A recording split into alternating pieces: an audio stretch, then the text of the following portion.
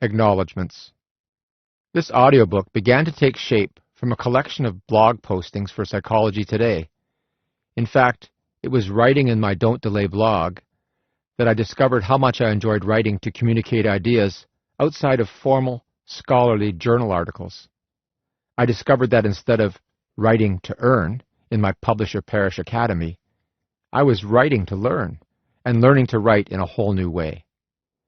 Given this beginning to the audiobook, I want to preface my acknowledgments by giving special thanks to Libby Ma, Deputy Editor of Psychology Today and author, who invited me to be part of the Psychology Today bloggers in 2008, and who has nurtured my sense of self as a writer.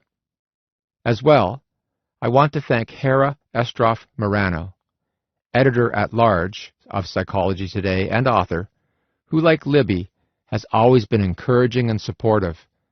They are part of a truly wonderful team of people. Writing is not a solitary activity, even though we may struggle with concepts and the words to express these ideas in our own dark night of the soul at times. Writing is a very social act, from the inception of ideas through to revising a final manuscript. So I have quite a few people I want to thank for helping me with my writing. Of course, as my father always told me, you can delegate the activity, but not the responsibility. You can share the praise, but not the blame. This means that any of the shortcomings in my writing are my own. The things that you like best about this audiobook are most probably due to the kind input of these others who deserve my words of appreciation. As a scholar, I have drawn on a wide body of research in my writing. Yet unlike my scholarly publications, I have not cited this work in an academic fashion. So I want to give credit to some key individuals who have helped develop ideas that I have distilled in this book. In terms of the procrastination research literature specifically, my colleagues Dr. Joseph Ferrari, DePaul University, Chicago, Clary Lay, retired professor, York University, Toronto, Henry Schoenberg, retired professor, University of Groningen, the Netherlands, and Fuchsia Sirwa, Bishop's University, Sherbrooke, Quebec, have provided the foundation of ideas about how best to understand procrastination. If I was not drawing on their work directly in my writing, I was speaking to some of my own research that was built on their work. I am grateful to have all of them as colleagues and friends. In addition to the procrastination research, I drew on numerous other studies that have helped me to understand the nature of self-regulation failure, how we can structure our intentions to more successfully meet our goals, as well as aspects of our personality, such as perfectionism, that can undermine our goal pursuit. Although it is not possible to list everyone, I do want to note the enormous contributions made by, respectively, Drs. Roy Baumeister and Diane Tice and their students at Florida State University, Brian Little, retired professor, Carleton University, Ottawa, Peter Gallwitzer and his students at New York University, and Gordon Flett, York University, Toronto. I have learned a great deal from each of these scholars, and their work provided a framework for both understanding self-regulatory failure and strategies to more effectively exercise self-control to break non-conscious habits and patterns of behavior. It is easy to see how these esteemed and accomplished scholars have contributed to my own thinking and research. Not so obvious, but just as important, has been the contribution of my students to my research and writing. My research is driven by my students, as research at the graduate level in particular is a means to teaching and learning.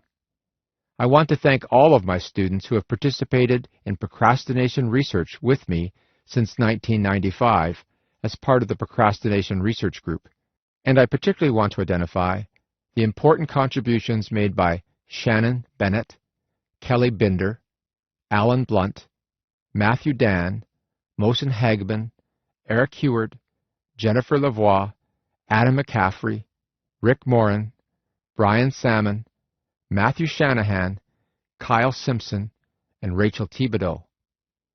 Each of these students has taken his or her own research, passed the thesis requirements, and into the scholarly research more formally.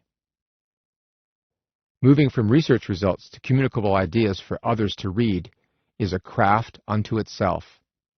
I am grateful for the help of my wife Beth, who, as a non-psychologist, is willing to ask me to clarify my ideas or my words. It takes courage for her to persist at times, I fear, because it is easy for me to become defensive about my writing. I know her thoughtful comments always makes my thinking and writing clearer. In addition, my friend Jeannie Bacon, who is willing to test the strength of friendship by providing her expertise to the editing of my book, has made an important difference in my writing. Jeannie, a writer with both graduate work in English and professional experience in technical writing, helped me to be more coherent and consistent with my prose. Where you still might find problems with my writing are places where I failed to heed her helpful advice. The comics in the written book, which provide a different perspective on the concepts discussed, as well as a little laughter at our all-too-human tendency to put it off until tomorrow, are due to the talents of my friend Paul Mason. I met Paul when he was a boy, and I was living one of my other lives as a canoe outfitter for Trailhead in Ottawa. Along with his father Bill and his sister Becky, Paul has developed an international reputation for canoeing and art. I was delighted when he agreed to collaborate with me on a comic series. When a particular comic makes you laugh, you can be sure it was Paul's creative insight that captured the concept so well. Each of the people I have identified, plus many others whom I hope I have not offended by omitting them in my words of thanks, have made readily apparent contributions to my research and writing. My final word of thanks are to those whose contributions are more obscure in terms of the writing of this audiobook, yet deeply important to me personally. They make life joyful, provide room for my writing, and bring balance to my life. My children, Laurel and Alex, along with my wonderful wife Beth, bring love and laughter to my life. I work hard not to procrastinate on the more mundane tasks in my day, simply to be sure that there is time for them. My dog team keeps me firmly grounded and in the great outdoors enough to keep me healthy and happy. Finally, my father, Walter Pychyl, is never far from my thoughts, and I draw on his wisdom, love, and support to build a life.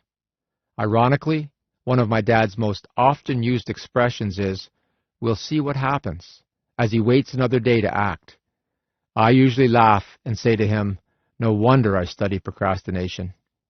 Yet within his words is a great deal of wisdom. Sometimes delay may truly be wise and the best course of action. Knowing the difference between procrastination and other forms of delay is a very good place to start. You'll find some of the reasons why, beginning in Chapter 1.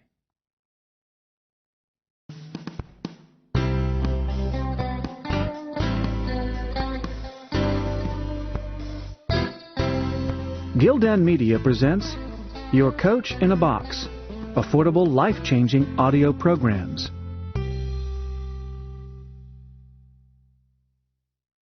Solving the Procrastination Puzzle, a concise guide to strategies for positive change.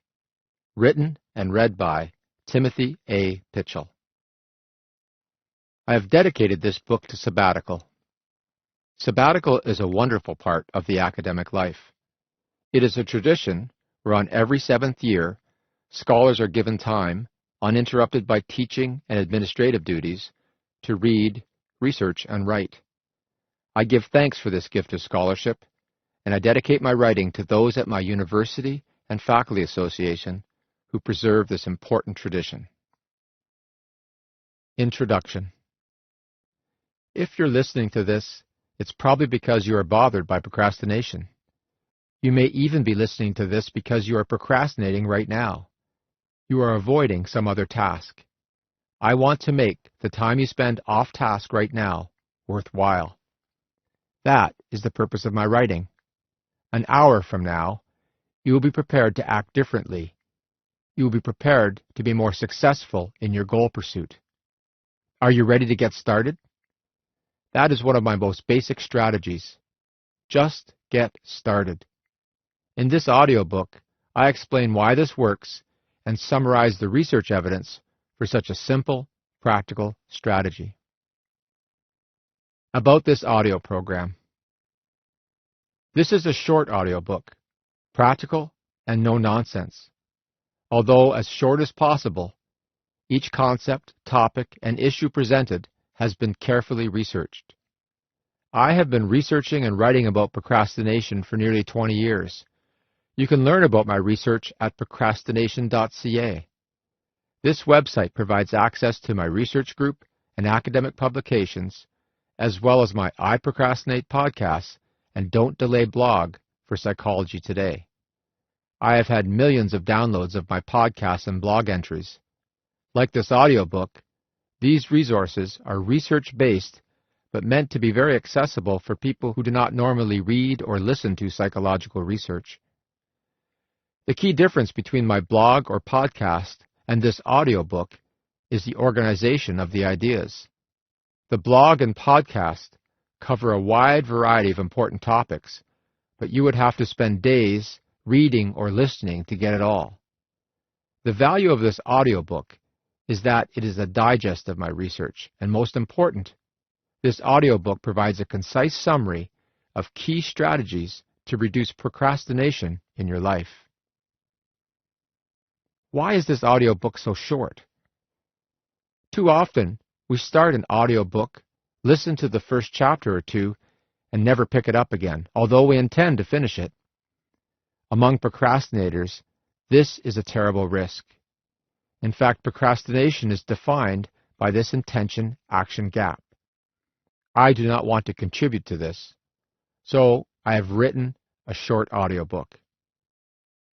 Most important, I have written a short audio program because I believe that less is more. It is quite possible for me to write hundreds of pages about this topic. I have in my blog and research, for example. My graduate students regularly write lengthy theses on the topic. However, when it comes to learning strategies for change, a few key ideas are what is required. Working with these ideas in your own life will make a difference. Your reading can make a difference in your life right now, if you want it to. If you want it to. This idea is very important to understand. No technique on its own will ever work without a firm commitment to a goal. If you are committed to change, I know that what you will learn here will make a difference. I have received emails from people from all walks of life. For example, lawyers, students, homemakers, consultants, medical researchers, and even other academics, and from all over the world that attest to the difference that these strategies are making in their lives. How the audiobook is organized. I have structured each chapter in a similar way so that the audiobook is easier and quicker to listen to. You know what to expect in each chapter. First, I begin each chapter with a key phrase that may become your mantra for change. A mantra is an often repeated expression or idea. It is commonly associated with meditation as the focus of your thoughts. I think the first sentence of every chapter can serve you best as a daily focus as you work toward change in your life. When you listen to a chapter that really speaks to you in terms of your own procrastination, memorize the opening mantra for change. Post it on your fridge or on your computer as a screensaver. In short, make it your own and reflect on it often. Second, I offer an example through a short story that highlights a common problem with procrastination. These stories are based on lived experiences shared with me by research participants as replies to my blog postings and podcasts, as well as through people I have met at invited talks, workshops, and even at social gatherings. These are people who tell me that they would be the perfect subject for my studies. I hope these stories help situate the issue in lived experience for you. Third, I summarize the key issues illustrated in the story. Here, I draw on research, but I do not quote dates, names, or other details as I do in my academic papers, blog, or podcasts. I write about the issue and research in simple terms to keep the concepts clear. When I do introduce a term from research, some psychological jargon, I explain what it means. Fourth, based on the research, I present strategies that you might use to facilitate change in your life. These strategies flesh out the mantra at the beginning of the chapter, linking the issue and what we know from research to things you can do to reduce your procrastination. These strategies are the practical things that you can do to solve the procrastination puzzle in your own life. As appropriate, I also provide a place for you to rephrase the key ideas in relation to your own life. This is where you make the concepts your own in the context of your own life. This is where you do your first bit of personal work and goal setting. Finally, in the written book, you would find at least one comic in each chapter. Paul Mason, an artist, creative genius, and all-around great guy, and I created this series of comics together. In the comics, we embrace the notion of carpe diem. The Latin expression carpe diem, which means literally seize the day, has been used for centuries with contrasting meanings.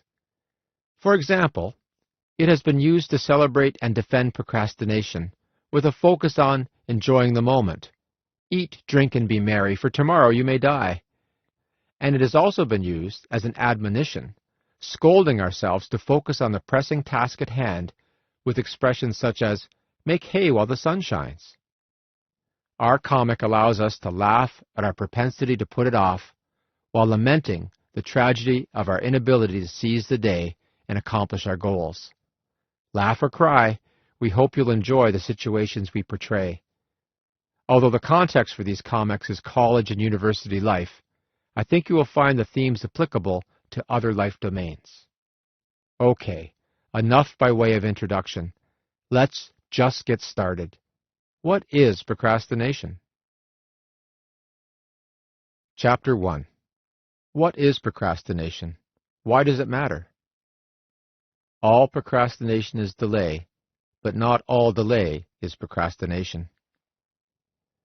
Maria, a working mother of 3 young children, reaches the end of her day with lots left to do. Again, she didn't get the laundry put away or her files sorted in her office. She beats herself up, calling herself a procrastinator, yet she's confused about how she'll ever be able to get it all done when so much happens each day that's out of her control. She plans carefully, but kids' illness, changes at the daycare, and both her and her husband's travel for work always seem to necessitate change in her plans and delays on some tasks. Issue. These examples in Maria's life should not be seen as procrastination. We all have to delay things. Delay is part of making priorities. Of course, a child's illness takes precedence over much of what we might plan that day. Other tasks need to be delayed to make time for doctor's appointments, home care, whatever is necessary. The key issue here is that it is not a voluntary delay in the strictest sense. Procrastination is the voluntary delay of an intended action, despite the knowledge that this delay may harm the individual in terms of the task performance, or even just how the individual feels about the task or him or herself. Procrastination is a needless, voluntary delay. In Maria's case, the delay on putting away the laundry and filing were not truly voluntary. She was not needlessly taking on some alternative task to avoid the laundry or filing. She was optimizing her use of time to meet one of her most important life goals, to be the best mother she can. There are many types of delay in our lives. I believe we need to learn to appreciate this. Some delays are not only necessary, as with the example of Maria's task delay in favor of her children's health, they are wise. We might also decide to delay an action on a project because we need more information first. It is wise to put things off at times rather than to act impulsively or hastily. Delay is a necessary part of our lives. At any given moment, there are a number of things we could do. What will we choose to do? This choice is based partly on our earlier intentions, our plans for the day, But of course, our choice will also depend on the context of the moment. What is happening right now that has an effect on our choices? What is most important now? What is the wisest thing we can do given our goals, responsibilities, roles, and desires? Procrastination, in contrast to other forms of delay, is that voluntary and quite deliberate turning away from an intended action, even when we know we could act on our intention right now. There is nothing preventing us from acting in a timely manner, except our own reluctance to act. This is the puzzling aspect of procrastination. Why are we reluctant to act? Why is it we become our own worst enemy? We undermine our own goal pursuit needlessly. Why? How can we solve this procrastination puzzle? To understand the procrastination puzzle, that voluntary but needless delay in our lives that undermines our goal pursuit, we need to understand this reluctance to act when it's in our best interest to act. We also need to have strategies to overcome this reluctance. The conscious use of strategies to overcome our reluctance to act is essential, because procrastination for many people is a habit. That is, procrastination is a habitual response to tasks or situations, and like all habits, it's an internalized, non-conscious process. It is what we do without really thinking about it. In fact, cross-cultural research by Joseph Ferrari at DePaul University, Chicago, has demonstrated that for as much as 20% of the population, this procrastination habit is quite chronic and affects many parts of our lives. Habits are not easy to change. We need to make conscious effort with specific strategies for change to be successful. Throughout this audiobook, I argue that we need to make pre-decisions to act in a different way, counter to the habitual response. Based largely on the work of Peter Gallwitzer, New York University, I emphasize many different ways that we can use pre-decisions to act when we intend to act, to reduce the effects of potential distractions, and to cope more effectively with setbacks and disappointments as we work toward changing our behavior. In the chapters that follow, I explain why we may be reluctant to act on our intentions. Then I offer strategies for change to help develop more effective self-regulation by breaking habitual ways of responding. The purpose of this introductory chapter is to emphasize that not all delay is procrastination, and the importance of focusing on the needless delay that is undermining us. Strategies for change. My initial strategy for change is for you to begin to categorize in your own mind which delays in your life are procrastination. These are the delays that you want to do something about. Knowing this difference is a good place to start. As you begin to identify which delays are truly voluntary delays that undermine your performance and well-being, you may see a pattern emerge. These tasks, projects, or intended actions may have something in common. For example, you may find that these tasks, projects, or intended actions elicit common feelings. On a separate piece of paper, or on your computer, or simply as a thought experiment, list those tasks, project activities, or things in your life on which you tend to procrastinate. Next to each, jot down what emotions and thoughts come to mind when you think of each of these moments of procrastination. Do not overthink this. It could be, for example, that you're uncertain about what to do to complete a task. When you have finished your list, look for patterns in the emotions or thoughts involved. You will want to refer back to these while listening to some of the chapters that follow. Chapter 2. Is procrastination really a problem? What are the costs of procrastinating? Procrastination is failing to get on with life itself. I attended a conference a few summers ago titled Living Well and Dying Well: New Frontiers of Positive Psychology, Therapy, and Spiritual Care. During a discussion of coping with death and counseling individuals who are grieving, One of the psychologists in attendance noted two kinds of regrets that people express in their grief over the loss of a loved one: regrets of commission and omission. The second regret, the things we omitted doing while our loved one was alive, captured my interest. Regrets of omission are so often the result of procrastination. I asked this psychologist, what is the nature of these regrets of omission, adding, are these, 1, things people really intended to do but never did, meaning procrastination; 2, generalized possibilities of what they could have done; 3, cultural scripts of what they think they should have done, would have been nice to do; 4, internalized expectations of what the loved one might have wanted them to do. The psychologist replied that all 4 types were part of the regrets he had seen in his practice. So I pushed on a little further and asked which type of regret seemed most problematic. As I expected, given the guilt associated with procrastination, regret over the things that these grieving people really intended to do but did not was most problematic. The regrets of omission related to our procrastination were most troubling in the grieving process. Issue: everyone procrastinates. I believe this, and research has documented this in a number of different ways. In fact, I think that people who say that they have never procrastinated might also say that they have never told a lie or been rude to someone. It is possible, I guess, but unlikely. We certainly do not like to admit to these undesirable actions. So if everyone procrastinates, why is it a problem? The research evidence is clear. People who score high on self-report measures of procrastination also self-report lower achievement overall, more negative feelings, and even significantly more health problems. Let me discuss each of these briefly. The lower achievement is easy to explain.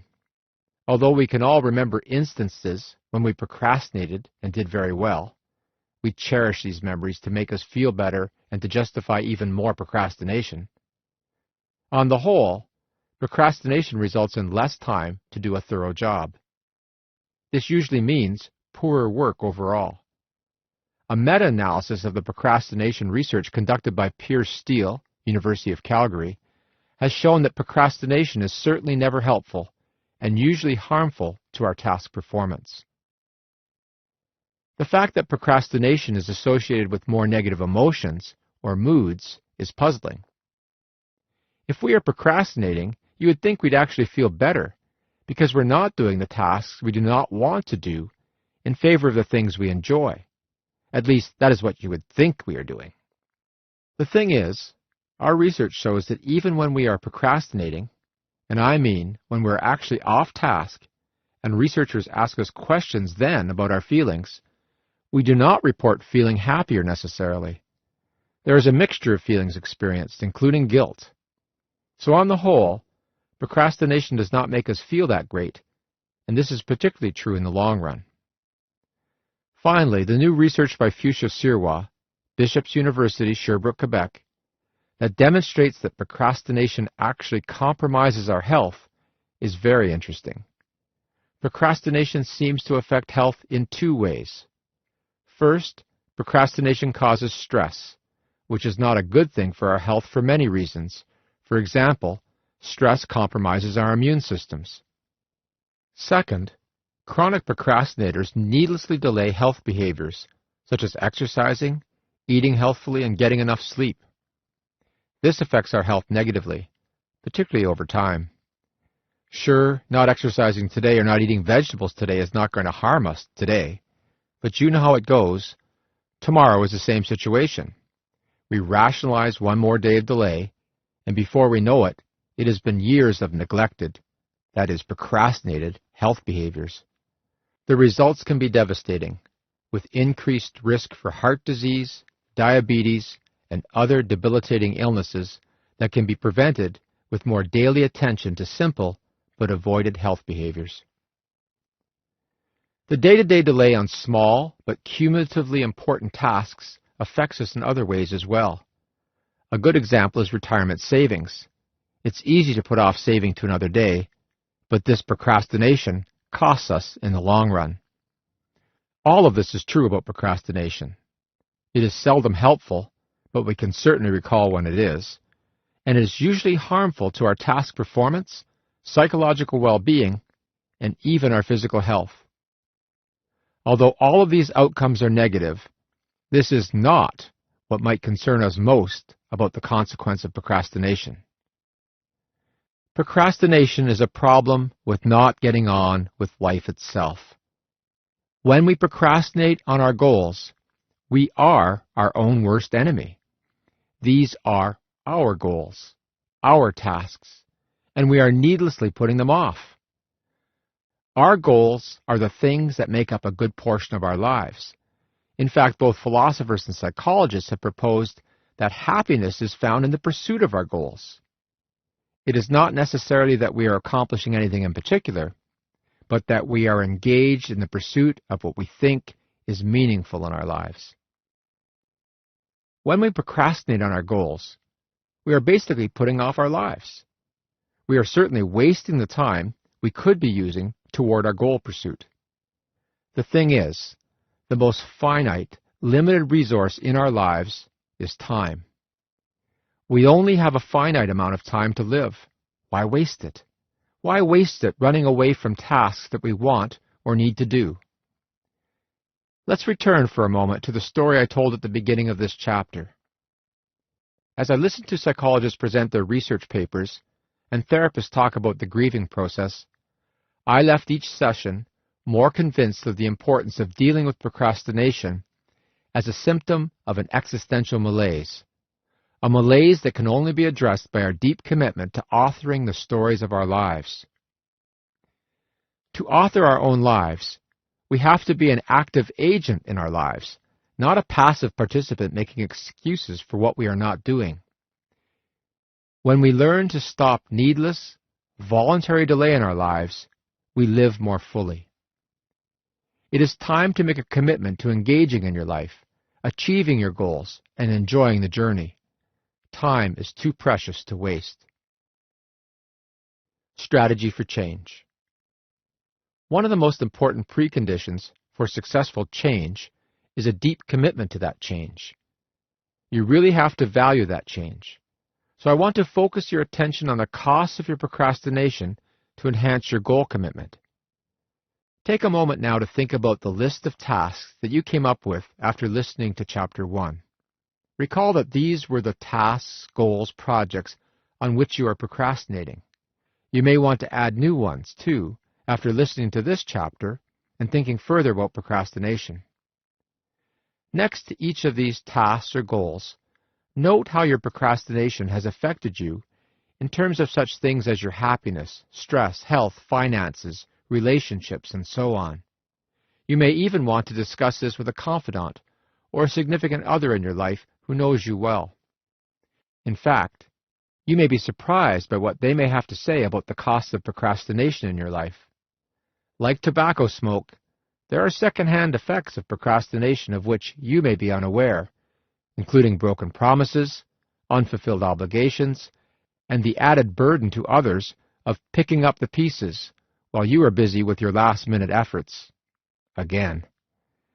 In short, it is important to recognize and acknowledge all of the costs associated with the self-regulation failure we commonly call procrastination. This knowledge can be helpful in maintaining your commitment to change. What I expect you will see in this list is how much you are paying for your procrastination. The reward of following through with your listening today is to learn how to eliminate these unnecessary costs in your life. Strengthening goal intentions. It is one thing to know the cost of not acting. It is quite another to have a strong commitment to the goal itself. A strong goal intention, an intention for which you have a very strong commitment, is absolutely essential. As is commonly said, where there's a will, there's a way. To strengthen a goal intention, it's important to recognize the benefits of acting now, not just the costs of needless delay. Taking time to think about how your goals align with your values and larger, longer-term life goals, or simply the short-term benefit of getting a necessary task done, can be an important step in strengthening goal intentions. In a list of the goals and projects that you've made, add notes about why this goal or task is important to get done, as well as the benefits of acting now as opposed to later. Finally, knowing something is different from realizing it, making it real in our lives. For example, we can understand that health habits, such as regular exercise or eating low-fat foods and less refined sugar, are good for us. However, we can fail to act on this knowledge until something makes this information real in our lives. A common example of this is the strengthening of goal intentions for health behaviors following the diagnosis of a serious illness, such as a cardiovascular disease. With the diagnosis, the knowledge of the link between behavior and health outcomes becomes real in our lives, not just knowledge about the world in general. The trouble is, it can be too late to act at this point, and waiting for an epiphany of this sort is not the most effective life strategy. It is very important to regularly examine our intentions as a starting point to reduce procrastination. To the extent that we can strengthen our goal intentions, we are much more likely to act in a timely manner. Chapter 3. What's the most important thing we need to know about procrastination? I won't give in to feel good. Feeling good now comes at a cost. Martin said that he would work on the report this morning. That was yesterday, and he felt good to put that awful task off until tomorrow. Now he is facing the task, and he feels awful. He is anxious and frustrated. He really dislikes this report. Feeling a whole range of negative emotions, he decides to work on some other less important stuff instead. His mood lifts as he pushes the report aside for another day. Issue. As the work of Roy Baumeister and Diane Tice, Florida State University, has clearly shown, procrastination is a form of self-regulation failure. We fail to regulate our behavior to achieve our own goals. We make an intention to act, but we do not use the self-control necessary to act when intended. This is the voluntary nature of the delay that I stressed in the first chapter that characterizes procrastination. We may voluntarily delay our action because we are unable or unwilling to self-regulate our behavior to act now. There are many types of self-regulation problems, including problem gambling, overeating, reckless spending, and drinking too much. Procrastination is best understood as a problem like these, a problem with our self-regulation. Why do we fail to self-regulate?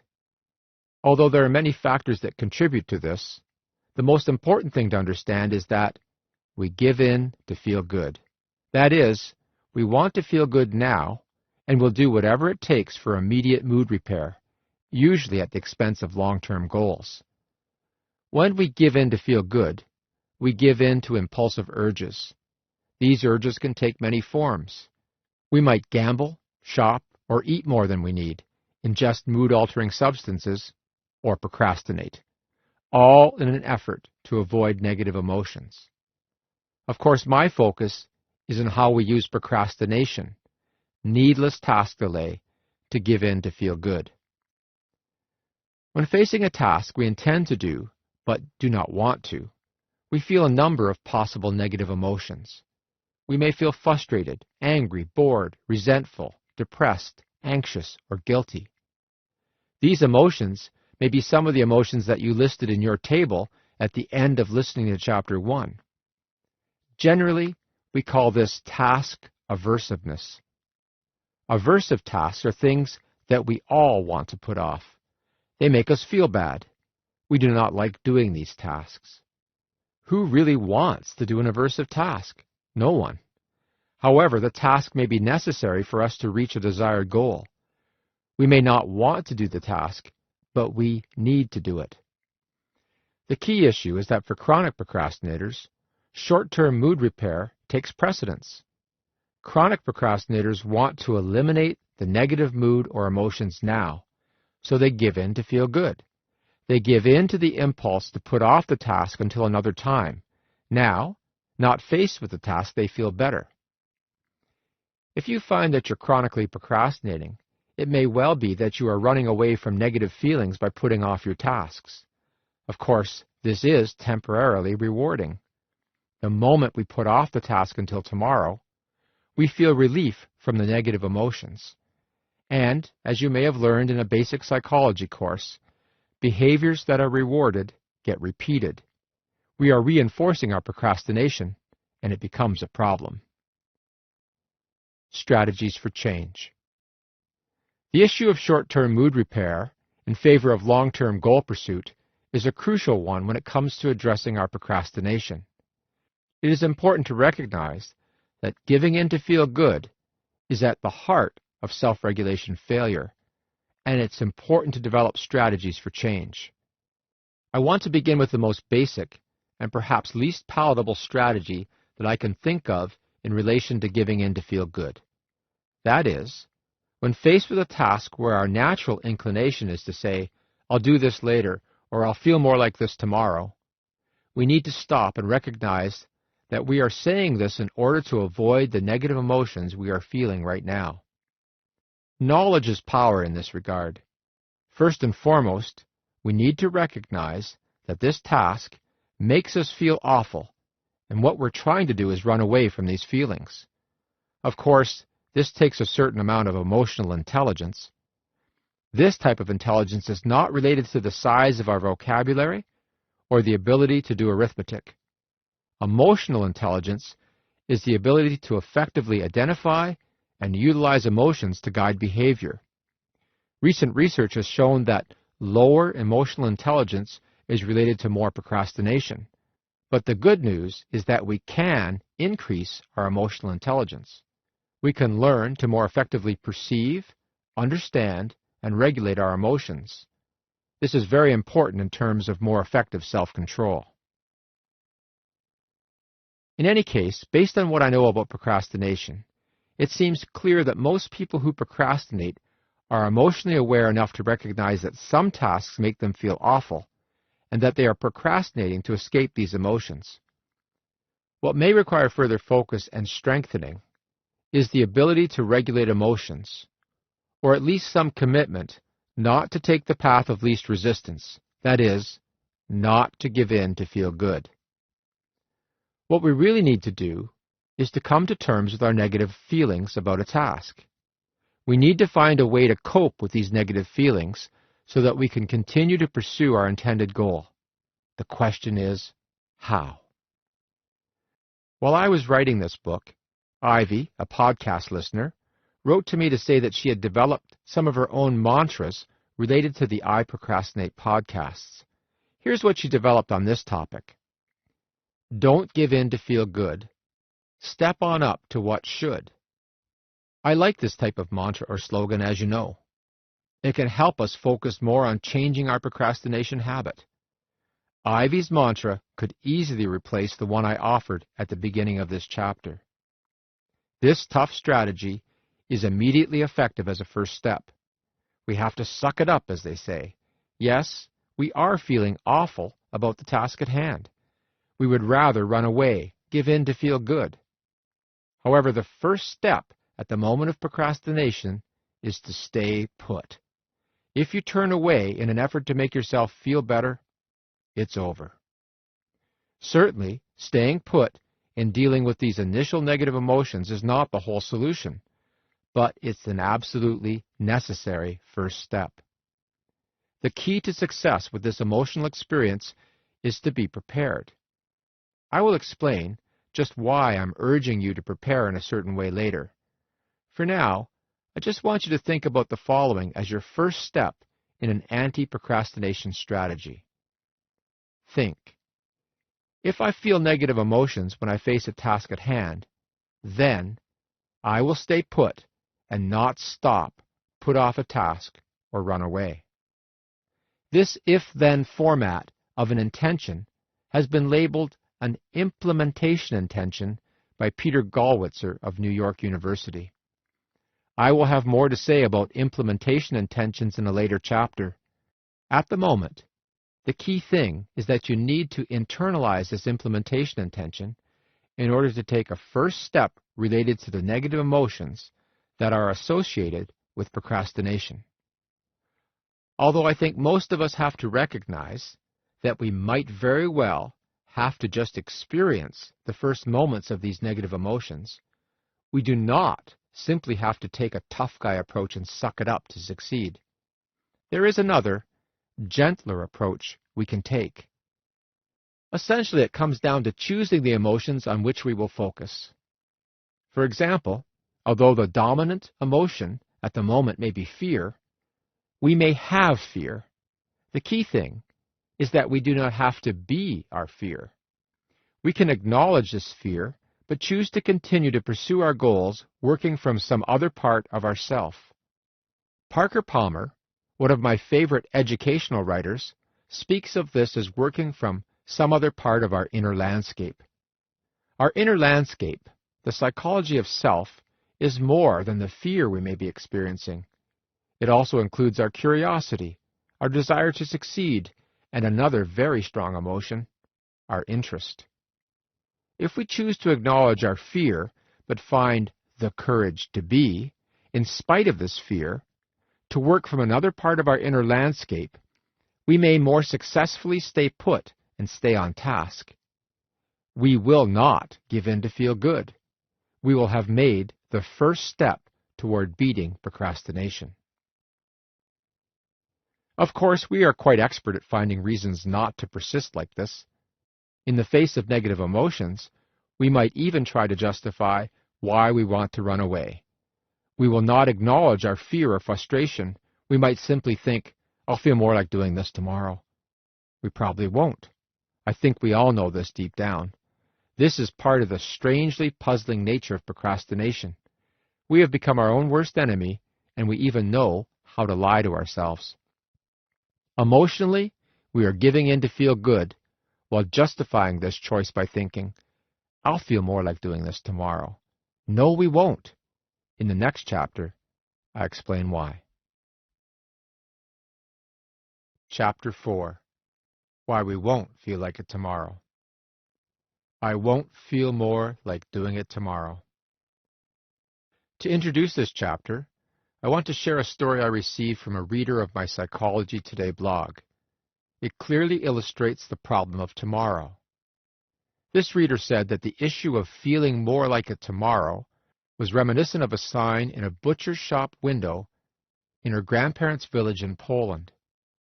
Translated into English, the sign read, "Today you pay, and tomorrow you get it for free." When the customers would come tomorrow for their free goods, the butcher would say, "Read the sign. Today you pay, tomorrow it's free." As this reader noted, it's pretty much that way with procrastination. The tomorrow, in which I'll really feel like it, is always a day away. It never becomes today. Issue. The story above captures the basic issue with procrastination. I'll do it tomorrow. In fact, the Latin roots of the word procrastination mean to put forward to tomorrow. Yet, as the butcher explained with his sign, that tomorrow never really comes. As with the butcher's sign, that implied that customers would get free goods tomorrow, our thinking plays a trick too. We think, I'll feel more like it tomorrow. What we need to understand, so as not to be tricked like the butcher's customers, is why this is not true. We will not feel more like it tomorrow. Research, particularly studies by Dan Gilbert, Harvard University, and Tim Wilson, University of Virginia, indicates that we are not very good forecasters. No, I don't mean weather forecasters. Meteorologists seem to be better at forecasting the weather, at least in the short term, than we are at forecasting our own mood in the future. Forecasting our future mood is known as affective forecasting. The main idea behind affective forecasting is that we have a bias when we predict future moods, affective states, in relation to positive or negative events. For example, a couple of years after winning a lottery, The winners were about as happy as they were before their win, despite the general affective forecast that they would be much happier if only they could win the lottery. This is also true of people who have suffered debilitating accidents. A few years after the accident, despite long-term effects such as paralysis, accident victims were about as happy as they were before this life-changing event, again, despite the general affective forecast that they would be much unhappier. Two concepts are used to explain these peculiar findings: focalism and presentism. Focalism is the tendency to underestimate the extent to which other events will influence our thoughts and feelings in the future.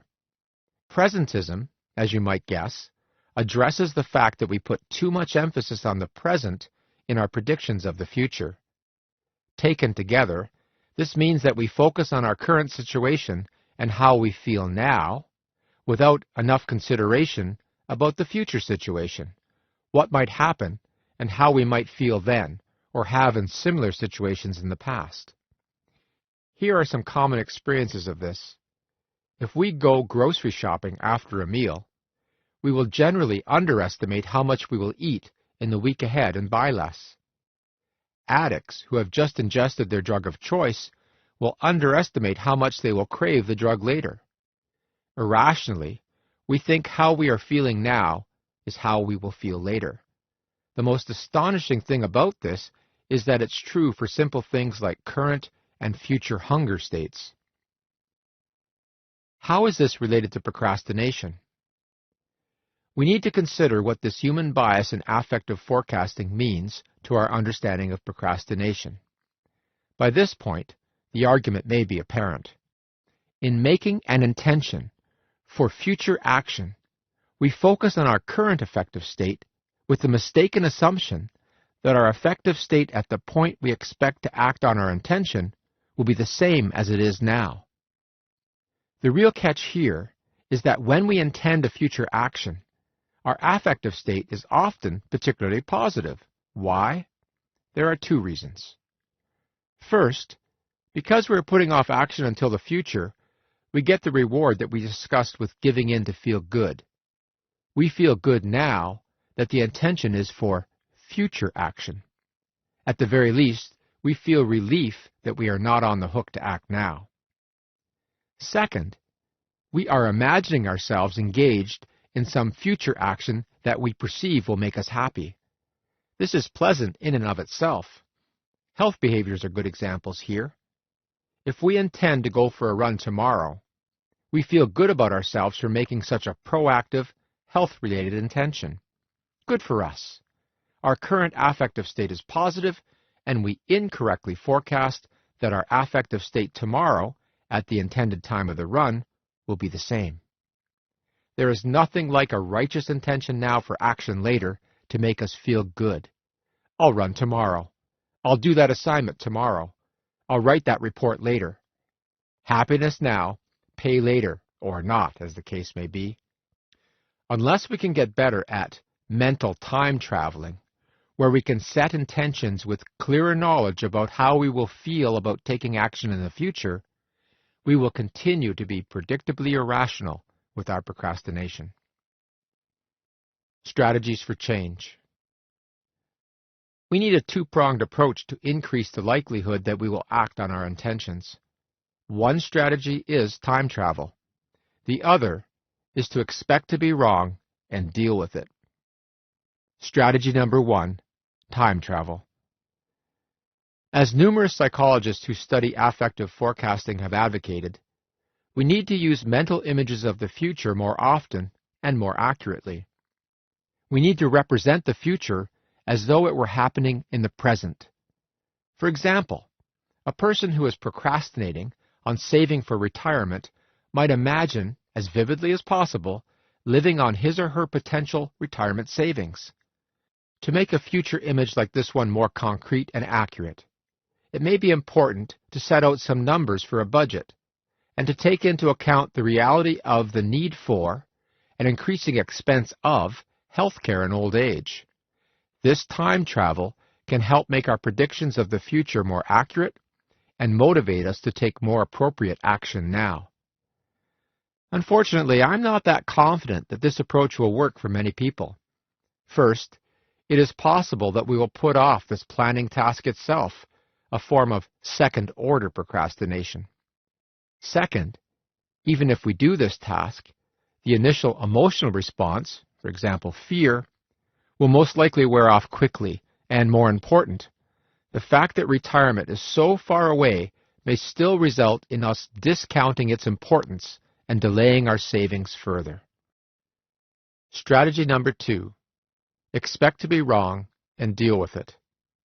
This second strategy is more effective, but you may think that it is a hard-nosed approach.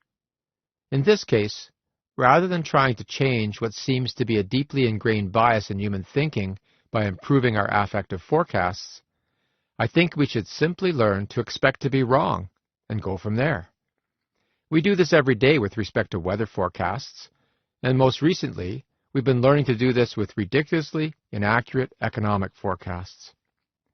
Given our ability to cope with inaccurate meteorological and economic forecasts, I have confidence we can cope effectively with our poor affective forecasting. This strategy by necessity takes 2 forms or approaches. Approach number 1. When we are tempted to procrastinate on a current intention or task, thinking that we'll feel more like it tomorrow, we need to stop and think, no, that's the problem with my forecasting.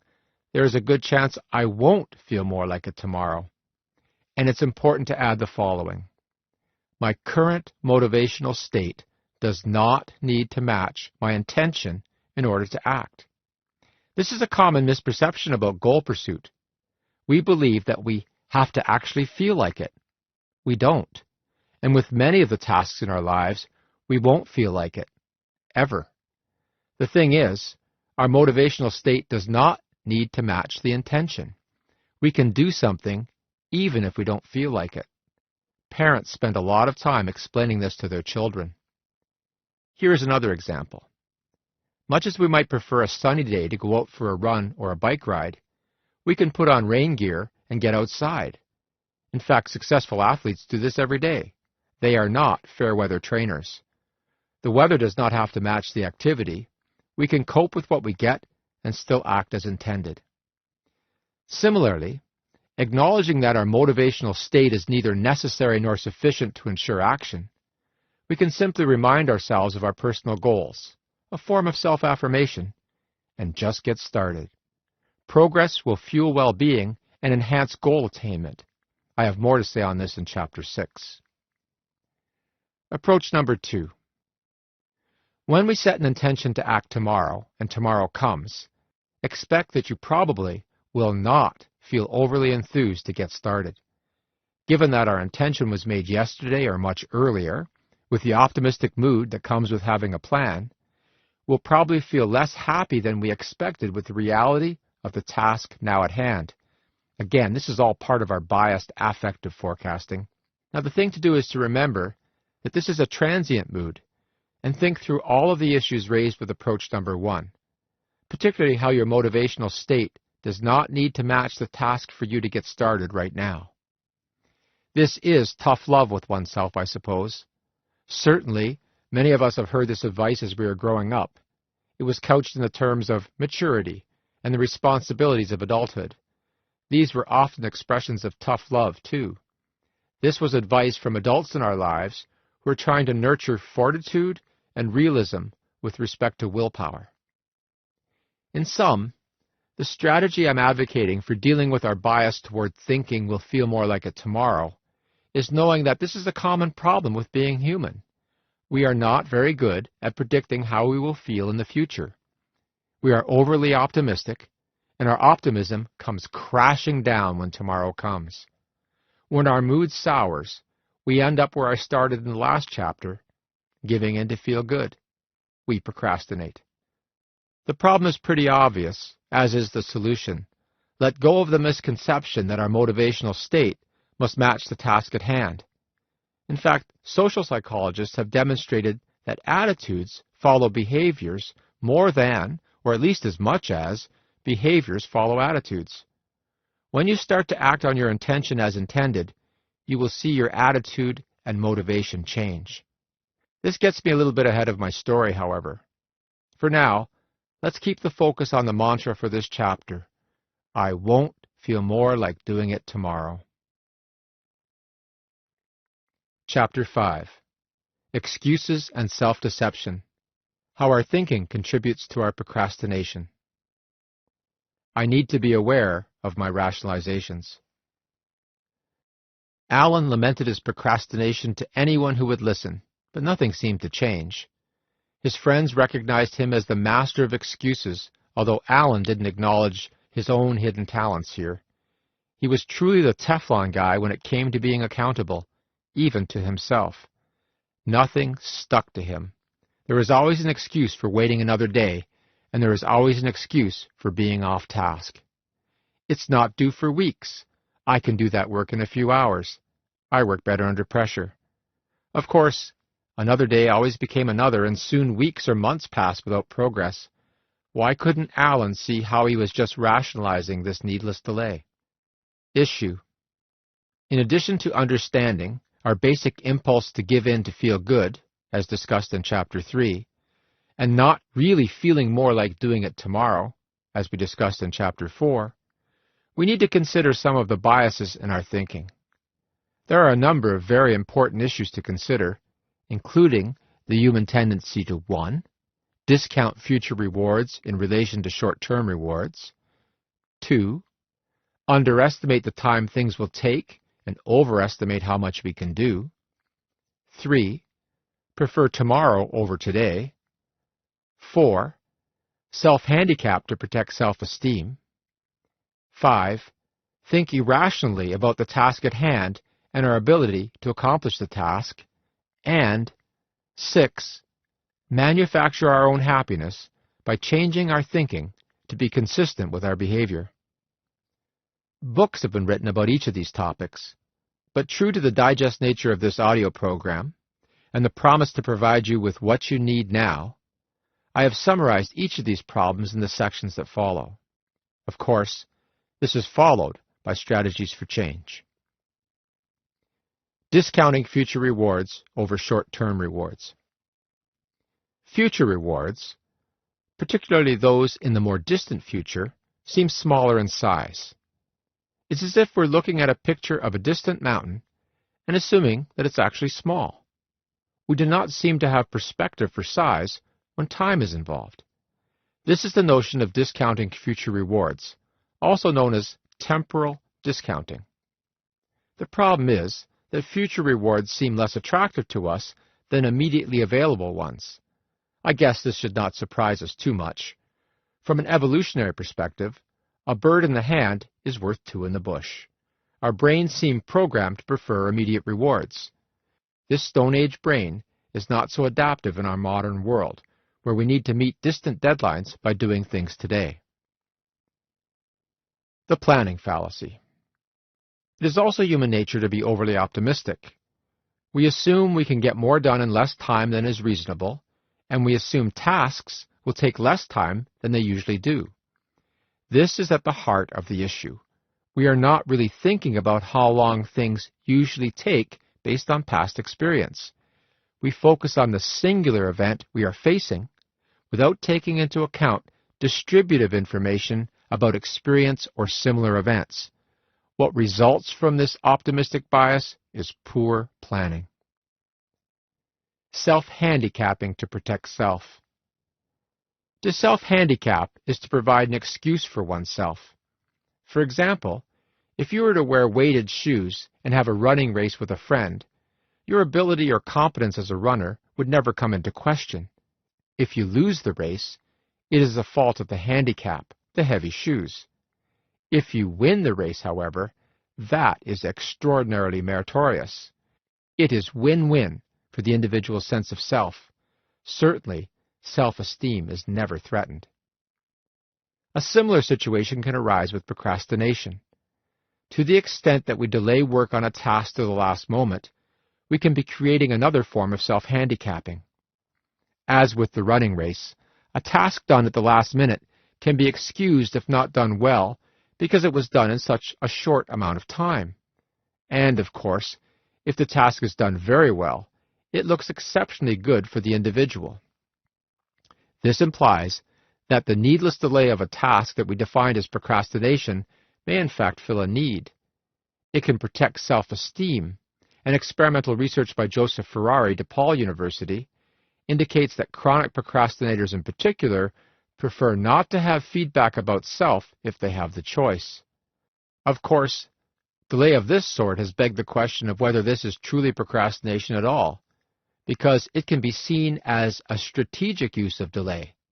But it is worth including here just to acknowledge that we can end up delaying our tasks for reasons that may not at first seem apparent. Preferring tomorrow over today. Here is an example of a relation that we all understand. If B is greater than A and C is greater than B, then we can assume that C is also greater than A. This is known as a transitive relation. What about this example? Imagine a task is due on Friday. It is now Monday morning. It is preferable to work on this task Tuesday as opposed to Monday. In other words, the preference for Tuesday is greater than the preference for Monday. Tuesday arrives. It's preferable to work on this on Wednesday as opposed to Tuesday. Wednesday arrives. Again, it's preferable to work on this Thursday instead of Wednesday. So far, so good. These are transitive relations. Then Thursday arrives. Oops, we think it's now preferable that we had begun on Monday. This is known as an intransitive preference. Chrysula Andrew, a philosopher at the University of Utah, has argued that when it comes to procrastination, this is a common problem with our thinking. Certainly many health behaviors and retirement saving plans suffer from this problem with our reasoning. It comes to a point when tomorrow is not only less preferred, but then an earlier date is actually the preferred date and is now too late to act.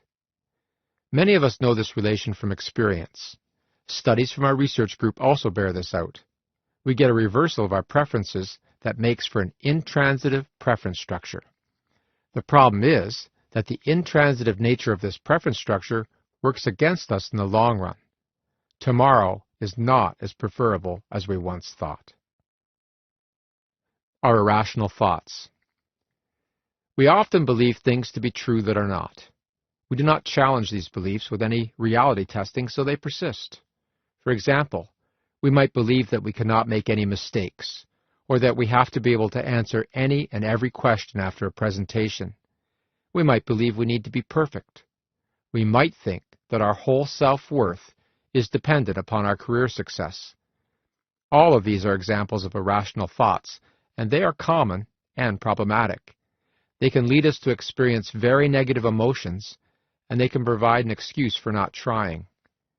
For example, if we are fearful that we cannot do a task perfectly, and that our self-worth depends on this perfect performance, then we may avoid the task to protect our self-esteem. We procrastinate. Manufacturing our own happiness and resolving internal conflict. When our actions and beliefs, or even two beliefs, are in conflict, they are dissonant. Psychologists call this cognitive dissonance. Dissonance is uncomfortable. We want to alleviate this negative state. When we intend to act, when we have a goal towards which we have an intention to act, and we do not act, voluntarily and quite irrationally choosing to delay action despite knowing this may affect us negatively, we experience dissonance. This dissonance is one of the costs of procrastination. Here are a few typical reactions that researchers have cataloged as responses to dissonance and ways that we reduce this dissonance. 1. Distraction. With distraction, we divert our attention away from dissonant cognitions and avoid the negative affective state caused by dissonance. 2. Forgetting. Forgetting can be in two forms, passive and active. Passive is often the case with unimportant thoughts, while we may have to actively suppress important cognitions that are causing dissonance. 3. Trivialization. Trivialization involves changing beliefs to reduce the importance of the dissonance-creating thoughts or beliefs. 4. Self-affirmation. Self-affirmation creates a focus on our core values and other qualities that reasserts our sense of self and integrity despite the dissonance. 5. Denial of responsibility. Denial of responsibility allows us to distance ourselves as a causal agent in the dissonance. 6. Adding consonant cognitions. Adding consonant cognition is often done by seeking out new information that supports our position. For example, this isn't procrastination, or I need more information before I can do anything on this project. 7. Making downward counterfactuals. Making downward counterfactuals involves saying things like, or thinking things like, it could have been worse, so we don't learn anything. We just feel better in the short term. 8. Changing behavior. Changing behavior to better align with our beliefs and our values. This means that we would act instead of procrastinating, although changing one's behavior requires effort and is often not the most convenient way to reduce dissonance. We are quite expert at employing these strategies to keep buoyant day to day. We manufacture our own happiness. It is part of our coping mechanisms. That said, not all coping mechanisms are adaptive.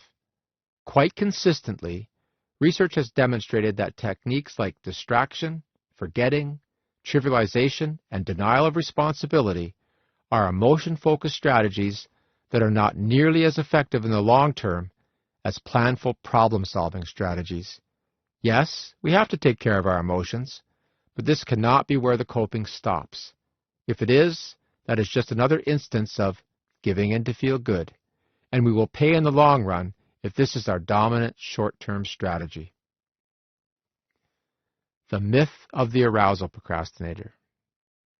We often hear this, I work better under pressure. This thinking reflects a sensation seeker of sorts, someone who thrives on pressure.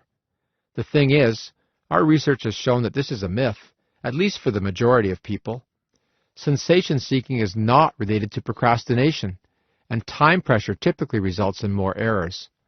Although many people use the excuse that they work better under pressure to explain their needless task delay, it clearly falls into the category above as an example of a rationalization for the dissonance we feel when we fail to act when intended. Perhaps a more accurate way to rephrase this oft-heard expression is that we only work under pressure. Why? Most probably because of the mistaken belief presented in Chapter 4 that our motivational state must match the task at hand. When we do not feel motivated to work on a task, we put it off until finally the external time pressure to do the task motivates action, typically so late that a poor overall performance is the result. Strategies for change. I have briefly summarized a number of important biases in our thinking that can get us in trouble. On the one hand, we tend to be overly optimistic about the future and minimize the importance of more distant goals.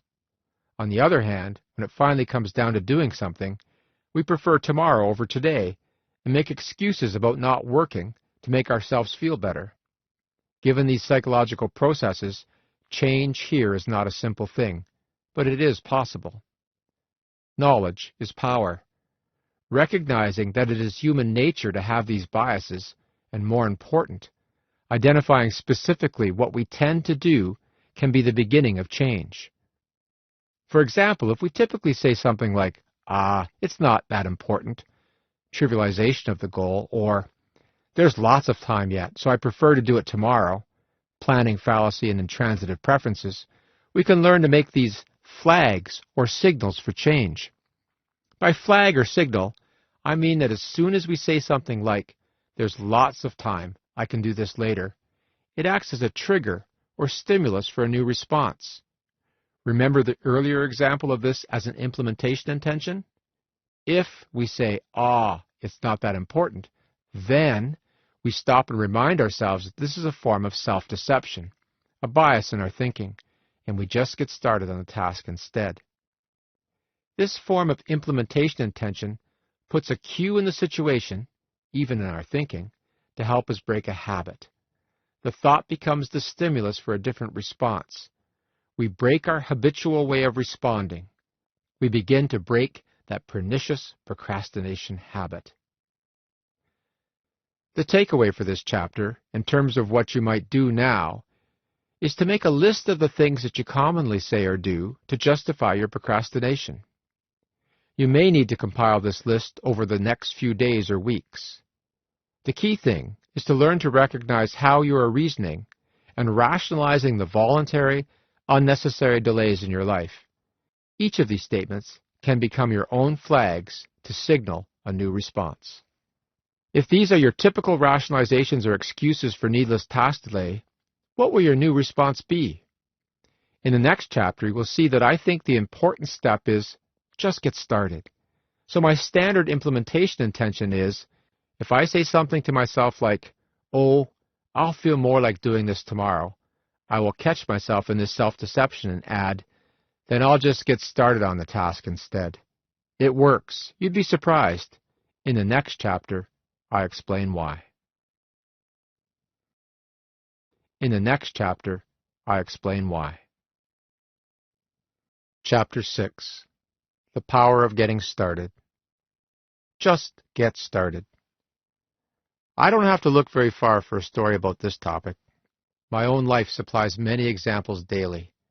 When I face a task that I find aversive, a task I simply don't want to do, a task that I find boring or tedious, or even a task for which I have doubts about my competence, it is tempting to walk away. I want to procrastinate. I find myself saying things like this to myself: "I'll feel more like doing this later." This is a flag for me. It is a signal that I have learned to identify that I'm just about to procrastinate. At that very moment, I use this signal to just get started. I will immediately start on anything related to the task at hand. Let's explore why this is so important. Issue. Once we start a task, it's rarely as bad as we think.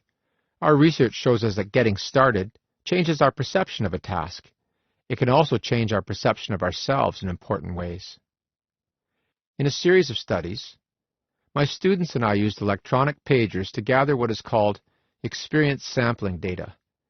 We paged research participants randomly throughout the day over a week or two. Each time we paged them, we asked them things like, "What are you doing? Is there something else you should be doing? How are you feeling? What are you thinking?" In addition, depending on the study, we asked the participants to rate what they were doing and what they were supposed to be doing on things like how stressful they perceived the task to be. A rating of 10 indicated extremely stressful, while a 0 meant not stressful at all, and all points in between reflected the variability. This type of data allowed us to take a sort of snapshot through time of what the participants were doing. Importantly, we also got a real-time glimpse of what they were thinking and feeling.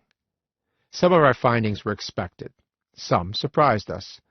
I have summarized these findings by simplifying the research as a Monday to Friday process and by focusing mainly on the task avoidance. As expected, on Monday, when participants were avoiding some tasks, for example, working on an assignment, in preference to other activities, for example, hanging out with friends, we found they typically said things like, "I'll feel more like that tomorrow," or "Not today, I work better under pressure." As you learned in the previous chapter, we rationalize the dissonance between our behaviors, not doing, and our expectations of ourselves. I should be doing this now. Of course, later in the week, none of the participants spontaneously said things like, "I feel like doing that avoided task today," or "I'm glad I waited until tonight because I work better like this." Surprisingly, we found a change in the participants' perceptions of their tasks. On Monday, the dreaded, avoided task was perceived as very stressful, difficult, and unpleasant. On Thursday, or the wee hours of Friday morning, once they had actually engaged in the task they had avoided all week, their perceptions changed. The ratings of task stressfulness, difficulty, and unpleasantness decreased significantly. What did we learn? Once we start a task, It's rarely as bad as we think.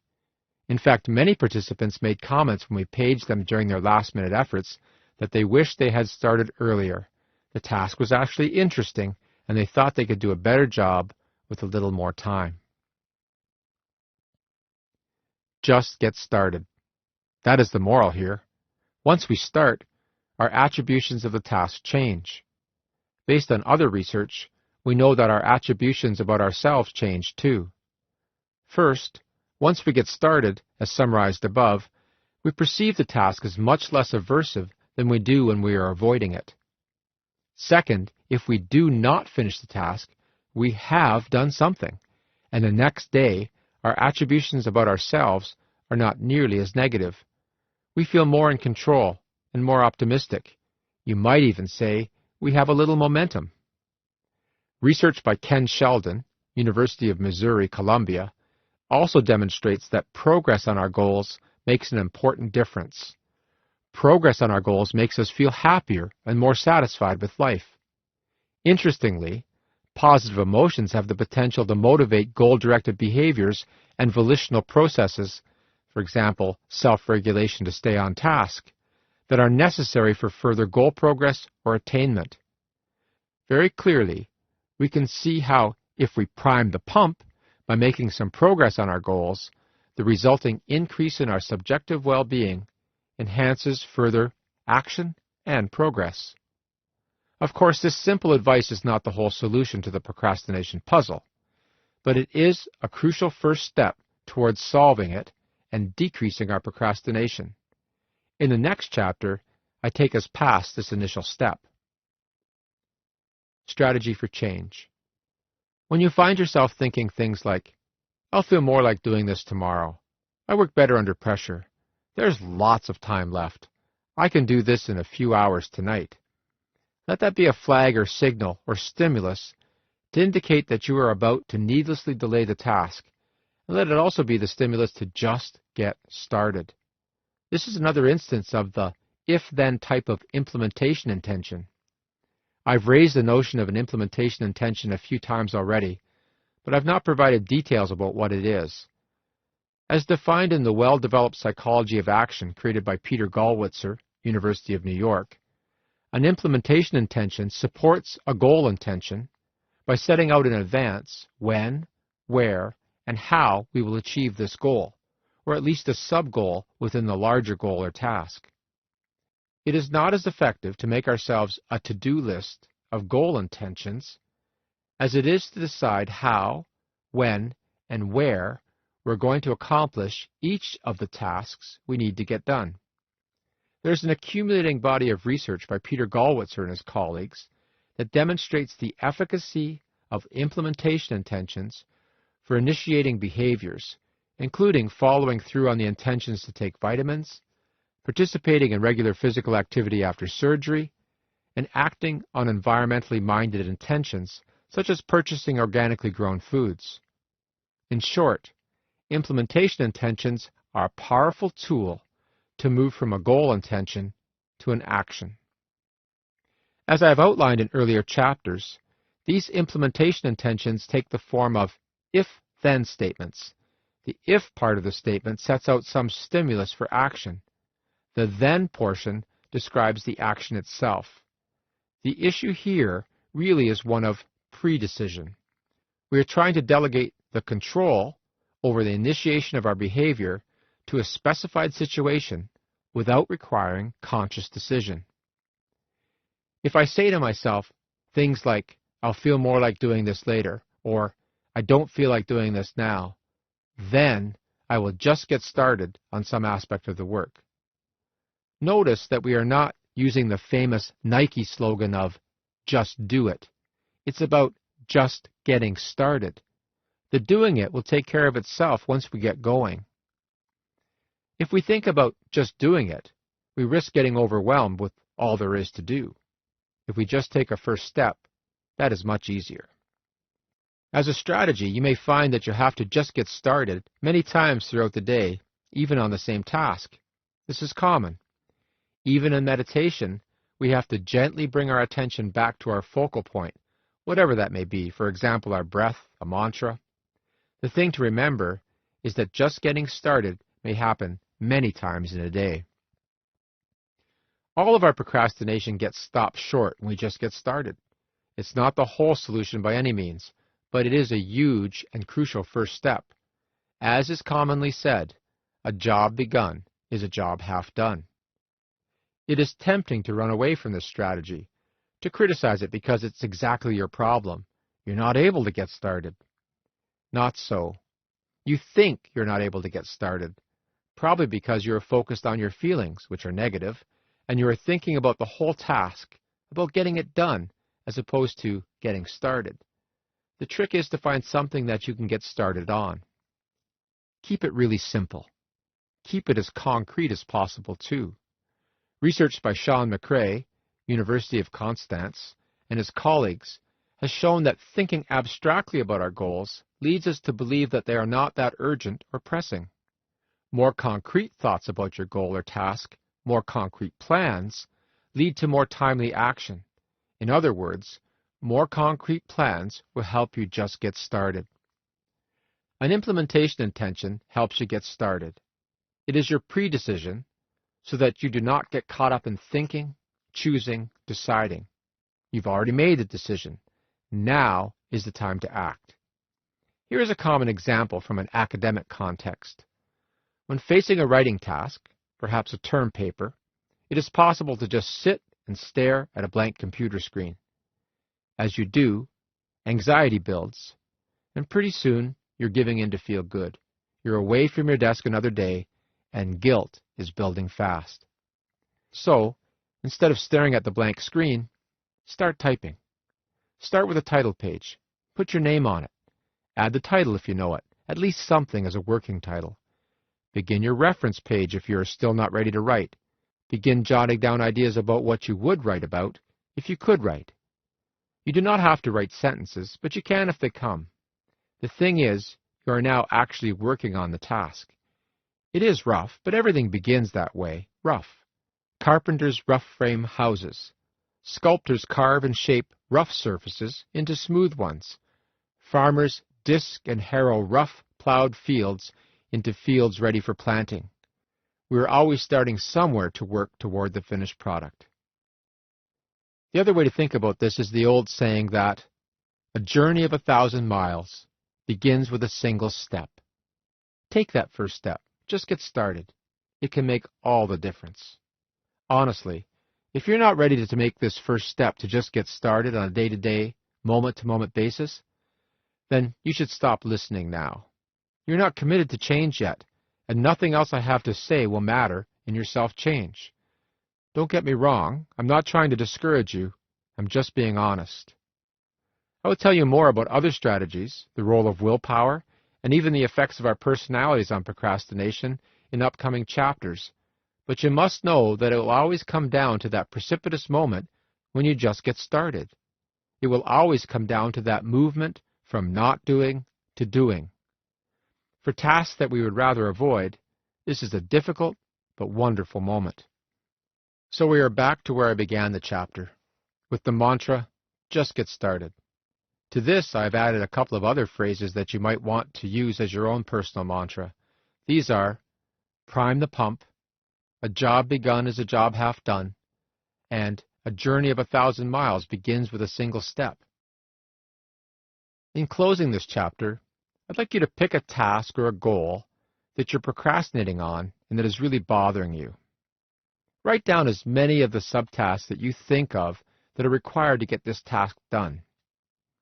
Now, looking at that list, indicate which of these is a priority, or which subtask makes most sense for you to complete first. This is the place to just get started. However, even with this list of tasks, you may not know how to proceed. This is simply a reality, and it may not be possible to be completely rational in your approach, but you can still get started. Pick a task, any task, and let that suffice. You may even have to flail around a bit, but if you get started, at least you'll find your way. Not starting will guarantee that you will remain stuck. You can take this approach for just about any goal or task that you have. In fact, when you just cannot seem to get started on a task, Get started by breaking down the task into subtasks, but don't stop there, as tempting as it may be some days. It is true for many of us that after we make a list like this, we feel better, and we think we've accomplished something, so we actually stop. Another excuse for procrastination. Don't forget, the purpose of that list is to get you started. Just get started. Chapter 7. Why getting started isn't the whole solution. I need to be prepared to deal with distractions, obstacles, and setbacks. Hans has really been taking his stop procrastinating goal to heart. Today, rather than put off work on his report as he typically has, he just got started. He was surprised at how good he felt. He even felt optimistic about the results. Then, about 45 minutes into his work, the phone rang. Bruce, a friend Hans sees daily, was calling him with an invitation to play squash. Bruce's expected partner had canceled at the last minute, so Bruce was hoping Hans would fill in, even though they had played the day before. Although Hans intended to work through the afternoon, to make up for time he'd already lost, he felt like things were under control now, so he told Bruce he would meet him at 12:30 at the gym. Issue. In the scenario above, Hans's goal was his report, and he made the key first step of getting started. In fact, the night before, Hans had made an implementation intention to begin his work right after he finished breakfast, and he did. He made his pre-decision with, if breakfast is done, then I will immediately go to my desk and start working on the third section of my report. Note that he had a concrete task for his action with the third section of the report, a section that he felt would be an easy place to begin, even though it was not the beginning of the report itself. He felt very good about finally doing this. At the very least, there is usually a sense of relief when we get to an avoided task. Unfortunately, these good feelings can be a little bit of a trap for us. They can make us feel overly optimistic, and some of our biases in planning and thinking may begin to emerge. In fact, Hans felt his mind begin to wander, and typical thoughts emerged when he was even a little bit stuck in his progress.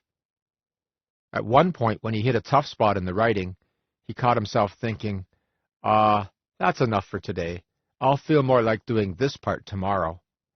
In fact, he was somewhat relieved when Bruce called. It seemed a perfect excuse to stop.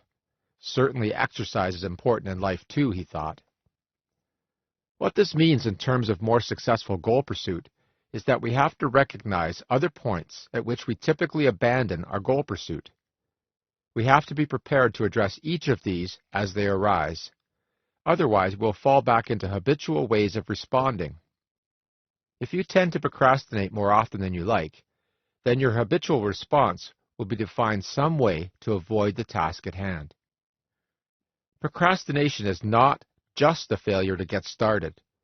We can face a variety of problems and needlessly delay at many stages of goal pursuit.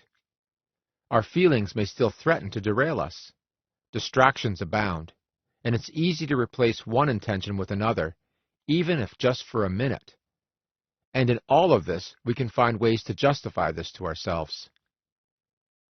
In the scenario above, the squash invitation can be seen as an unnecessary disruption, given how regularly Hans sees his friend, as well as Hans's intention to work today. Perhaps a more common example for those of us working at our computers is becoming distracted and putting off the task at hand by checking email or surfing the web. I know from my research that internet technologies in particular are potent distractors, as it will only take a minute to check my email, and then hours later you find you're still off task. I discussed this in more detail in Chapter 10. What this means is that we cannot simply depend on our goal intentions, no matter how deeply committed we might be, to keep our volitional actions on track. We have to be prepared to deal with changes in our mood related to setbacks and disappointments. We have to be prepared to deal with distractions. We have to be prepared to overcome obstacles. Given the ongoing challenges to our goal pursuit, We would benefit from implementation intentions related to the potential distractions and obstacles ahead. We can make pre-decisions to help us here, too. Strategies for change. There are two main approaches to pre-decisions regarding potential distractions. The first involves reducing the number of distractions before we begin to work. The second approach takes us back to implementation intentions to help us decide ahead of time what we will do when distractions, obstacles, or setbacks arise. I outline each of these below. Minimizing distractions. Different things distract each of us. Some people cannot work with a radio on in the background or in a noisy room. Others, more extroverted personalities, need that background noise. This means that we have to think about what our typical distractions are. In a world dominated by computer-related tasks and jobs, certainly some of these distractions are other activities on the computer, such as games, social networking tools, web searches, or even just email. I discuss these potent distractions under Internet procrastination in the final chapter. For now, I would just add them to our list of potential distractions or obstacles. The key to this strategy of minimizing distractions is to be proactive. Before you begin to work, make sure that you have removed these potential distractions. This might include shutting your door, shutting off the ringer on your phone, shutting off your cell phone. Text messaging is a chronic distraction for many people. Shutting down social networking tools, Facebook, MySpace, Twitter, whatever you use, and removing potentially distracting things from your workspace, for example, magazines or newspapers. If you listen to that paragraph again, you will note that shutting is a key verb. You are shutting yourself away from distractions to help maintain your attention and focus on your intended task. This is your pre-decision to help you work. Of course, you cannot anticipate every distraction, obstacle, or setback in your work. For example, Hans did not expect Bruce to call with the invitation to play squash. You will need another strategy to deal with distractions as they arise. That is the purpose of implementation intentions. Implementation intentions. Implementation intentions can work to shield our intentions from competing possibilities, as they can take the form of if-then statements that anticipate distractions. In fact, experimental research by Peter Gallwitzer and his colleagues has shown that participants who form temptation-inhibiting implementation intentions outperformed the groups who did not. Importantly, this effect was independent of the participants' motivation to achieve the goal and to ignore distractions. Implementation intentions have effects over and above our motivation to succeed. This is important.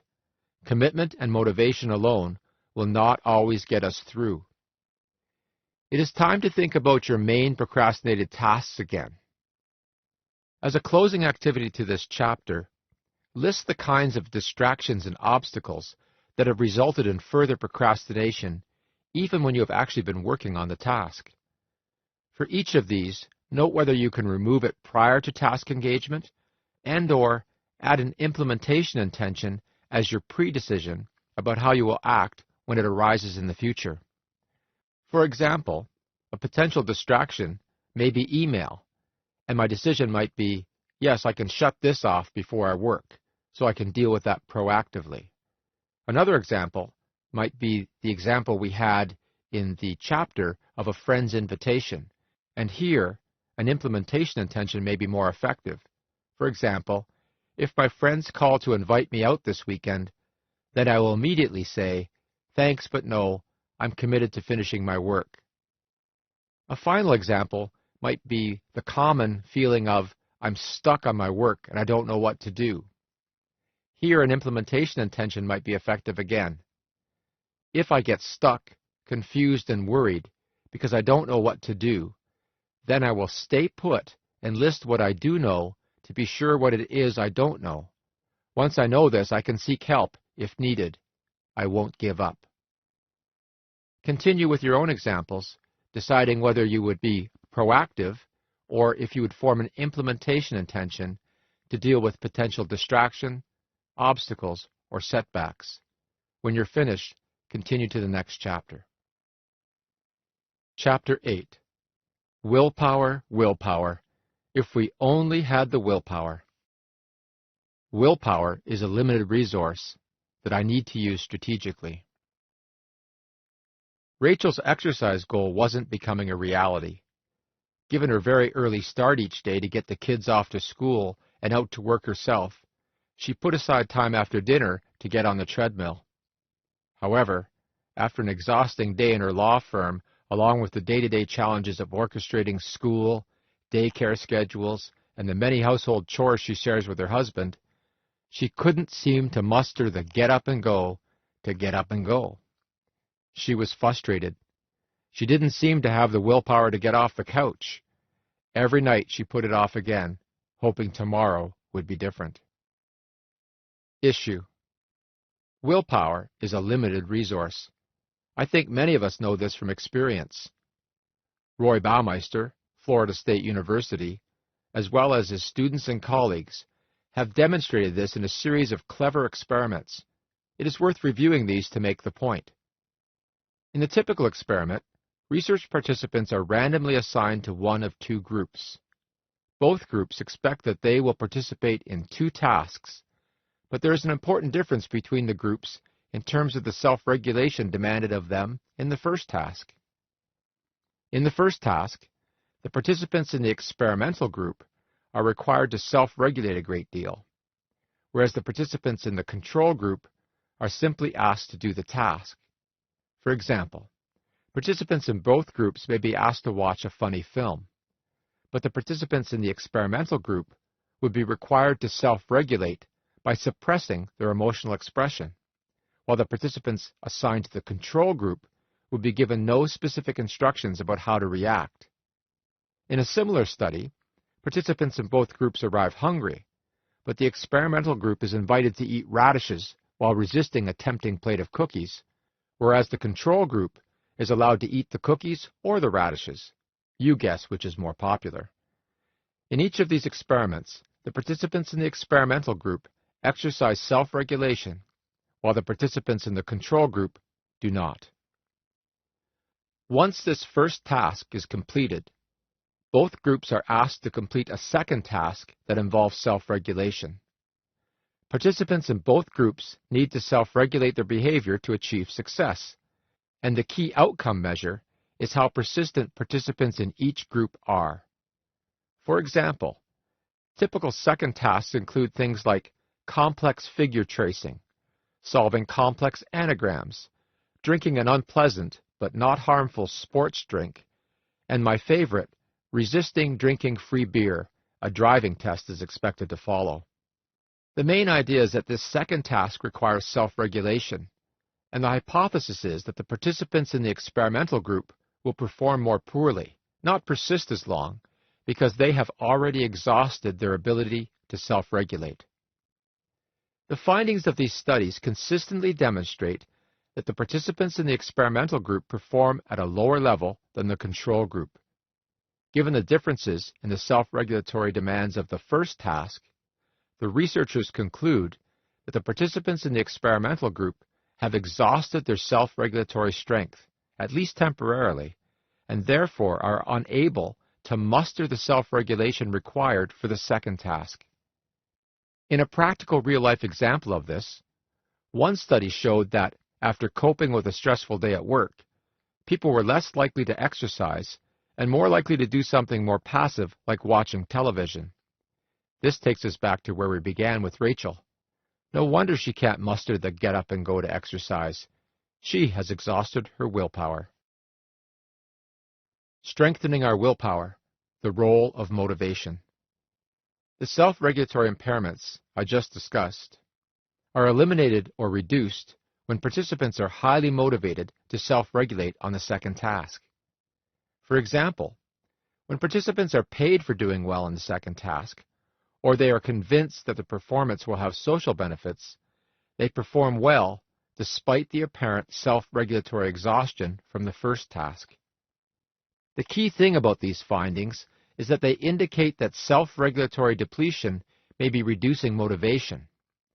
Given that depleted self-regulatory strength may leave us feeling like we won't succeed, we're too tired to try, it may be that the reduced expectancy of success undermines our willingness to exert effort. It's not that we're so impaired that we cannot respond, it's that we don't feel like it. Sound familiar? I'll feel more like it tomorrow. This is a common phrase we use to rationalize our procrastination. Perhaps it simply captures our perceptions of self-regulatory strength at the moment. Of course, it is a perception and, I argue, at least partly, an illusion. It's about our motivation to muster the self-regulatory effort. Unwilling, perhaps, not unable. From this perspective, what we see is that we may fail to self-regulate because we acquiesce. In the case of procrastination, we find resisting the urge to do something else, an alternative intention, impossible to resist, so we give up and give in. Strategies for change. We all feel depleted throughout the day. We all have moments where we think, I'm exhausted, I just can't do anymore, or I'll feel more like this tomorrow. This is true. This is how we are feeling at the moment. However, successful goal pursuit often depends on our moving past these momentary feelings of depletion. Given the role of motivation and self-regulatory failure, it is crucial to acknowledge the role of higher-order thought in this process, particularly the ability to transcend the feelings at the moment in order to focus on our overall goals and values. In the absence of cues to signal the need for self-regulation, we may give in to feel good and stop trying. It is exactly when we say to ourselves, I'll feel more like it tomorrow, that we have to stop, take a breath, and think about why we intended to do the task today. Why is it important to us? What benefit is there in making the effort now? How will this help us achieve our goal? From there, if we can muster the volitional strength for one more step, that is to just get started, we will find that we had more self-regulatory strength in reserve than we realized. Our perception can fool us at times, and this self-deception can really be our own worst enemy. Here are some strategies that you might use to muster what feels like the fumes left in your own willpower gas tank. 1. The willpower is like a muscle metaphor is a good fit, as the capacity for self-regulation can be increased with regular exercise. Even 2 weeks of self-regulatory exercise has improved research participants' self-regulatory stamina. So take on some small self-regulatory task and stick to it. This can be as simple as deliberately maintaining good posture or using your non-dominant hand to eat. The key element is to exercise your self-discipline. You don't need to start big.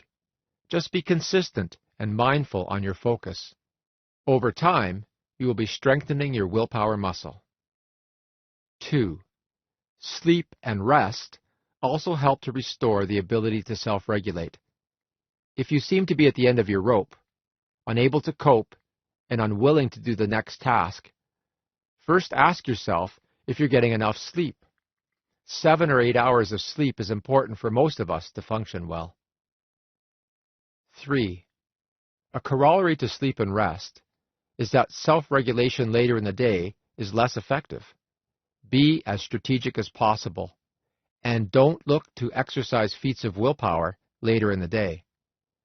Rachel may have to rethink the timing of her workout or use alternative strategies that I'll explain in a moment to help her get off the couch when she's already running on empty.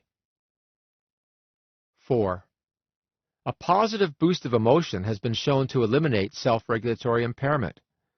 Find things, people, or events that make you feel good to replenish your willpower strength. 5. Implementation intentions can be added to this list of willpower boosters. Make an implementation intentions as a plan for action.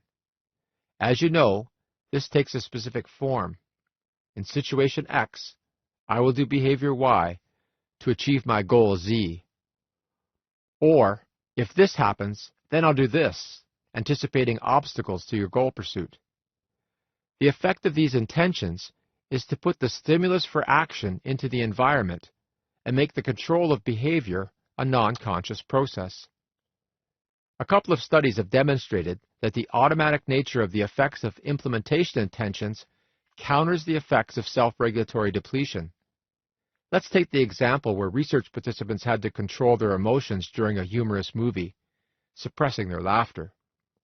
As you will recall, they are usually less capable of doing a subsequent experimental task that requires self-regulatory strength, such as solving a series of anagrams. However, for the participants randomly assigned to an if-then implementation intention manipulation, who prepared by saying to themselves, "If I solve an anagram, then I will immediately start to work on the next one," this depletion effect was eliminated. They solved as many anagrams as the group who were not depleted beforehand. This is an interesting result, with clear implications for how we can strengthen our flagging willpower at the end of a long day. An implementation intention may well be the thing that gets you to exercise in the evening, even though you usually feel much too tired to begin. Note: this research underscores my focus on just getting started. I think Rachel might be more successful with her evening exercise if she had the implementation of, "If the kids are in bed, then I will go directly to the treadmill." Once she starts, she might discover that she has the motivation and energy that she needs. 6. Self-regulation appears to depend on available blood glucose. In some studies, even a single act of self-regulation has been shown to reduce the amount of available glucose in the bloodstream, impairing later self-regulatory attempts. Interestingly, just a drink of sugar-sweetened lemonade eliminated this self-regulatory depletion in experiments. Even though this research hasn't always been replicated, the message is clear. Don't get hypoglycemic. Your self-regulation will suffer. Keep a piece of fruit, complex carbohydrate, handy to restore blood glucose. 7. Be aware that social situations can require more self-regulation and effort than you may think. For example, if you are typically an introverted person, but you have to act extroverted, or you have to suppress your desired reaction, scream at your boss, in favor of what is deemed more socially acceptable, acquiesce again to unreasonable demands, you will deplete your willpower for subsequent action. These social interactions may even make it more likely that you will say or do something you will regret in subsequent interactions. Getting along with others requires self-regulation, so you will need to think about points 1 to 6 to be best prepared to deal with demanding social situations. 8. Finally, so much of our ability to self-regulate depends on our motivation. Even on an empty stomach, exhausted from not enough sleep, and pushed to the limit for self-regulation, we can muster the willpower to continue to act appropriately. It is difficult, but it can be done, particularly if we focus on our values and goals to keep perspective on more than just the present moment. In doing this, we can transcend the immediate and temporary feelings we are having to keep from giving in to feel good, which lies at the heart of so much self-regulatory failure. Chapter 9. What's Bred in the Bone? Personality and Procrastination. My personality might put me at risk, but I can adapt. Fiona and David have been married for more than 10 years now. Fiona's friends describe her as organized. Typically, she's the planner in their group, and they know that they can really count on her. When there's something to be done, she does it right away. David sets high standards for himself. He's also very self-critical. He seems to hear his parents' voice echo in his mind whenever he approaches a task, saying, "It could be better." When faced with a task, David always seems reluctant to get started. Fiona and David are very similar when it comes to household tidiness. They are both quite particular, even fussy, but they can drive each other crazy at times when it comes to scheduling and doing tasks. Issue. The example above highlights the notion of individual differences. We might think of Fiona as conscientious and David as a perfectionist. This approach to personality is based on the concept of personality traits. Traits are terms that psychologists use to summarize the way we typically act. Traits describe something about how we expect a person to act in most situations. Of course, how we actually behave depends on both personality and situation. But for the moment, I want to focus on personality traits. Certainly, procrastination has been shown to be related to personality traits. Some people are more prone to procrastinate, and a contributing factor is personality. This is particularly true when the situational pressures to engage in a task in a timely manner are not strong. When the situation is not pushing us to act in a certain way, for example, a supervisor actually monitoring our actions, our personality will have a great deal of influence on our behavior. The examples above provide two very common traits related to procrastination, but in different directions. Fiona's conscientiousness, that is, the fact that she is typically organized, planful, and dutiful, is a trait that is highly negatively related to procrastination. The more we are conscientious, the less we typically procrastinate. In contrast, David is an example of a socially prescribed perfectionist. Yes, there are different varieties or types of perfectionism. The one we need to focus on is the socially prescribed perfectionist because it is most strongly related to procrastination. Socially prescribed perfectionists believe that others hold unrealistic expectations for their behavior and that they cannot live up to these expectations.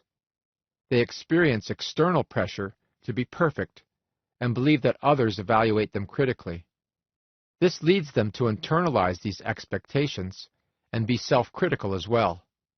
That little voice in David's head is an example of this internalized criticism. Contrasting Fiona and David like this shows how personality can be a resilience or risk factor for procrastination. We need to take this into account in our own lives. Would you say that you have a procrastination-prone personality? To answer this question, you need to have a little more information about which personality traits have been shown to be associated with procrastination. I'm going to list some key traits that are related to procrastination. I just need to make one more comment before I read you this list. There are potentially thousands of personality traits. Personality psychologists have simplified these into a superstructure of traits known as the Big Five. Much like the three colors of the color wheel, the Big Five are said to be the primary traits. Other traits are a part of these five or a blend of them. You can remember the five traits with the mnemonic CANOE. C is for conscientiousness, A is for agreeableness, N is for neuroticism, O is for openness to experience, and E is for extroversion. CANOE. Of course, in a short audio program, I cannot explain each of these in detail, and it is really not that important because our focus is on procrastination. Research pioneered by Henri Schuenberg, University of Groningen, and Clary Lay, York University, has revealed that only two of these traits have meaningful relations with procrastination: conscientiousness and neuroticism, which is also known as emotional instability. The other traits that I need to discuss are related to the Big Five traits, but I address them separately because they deserve special consideration given their relation to procrastination.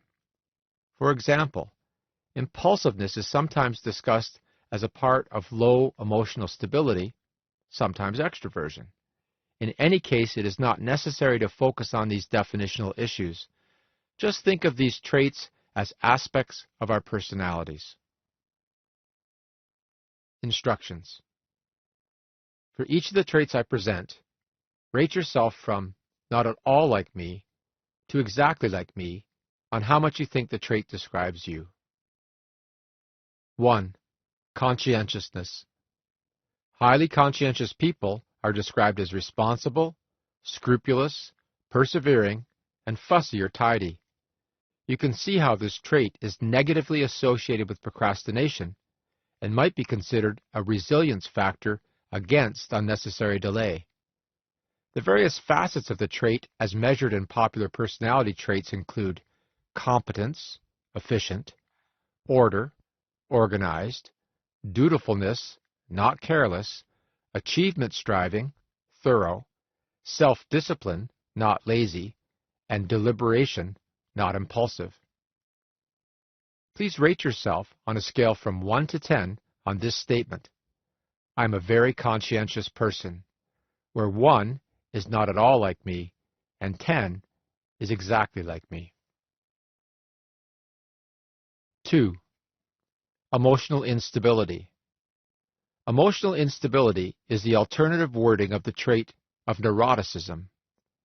People who score high on emotional instability can be described as nervous, worrisome, or anxious.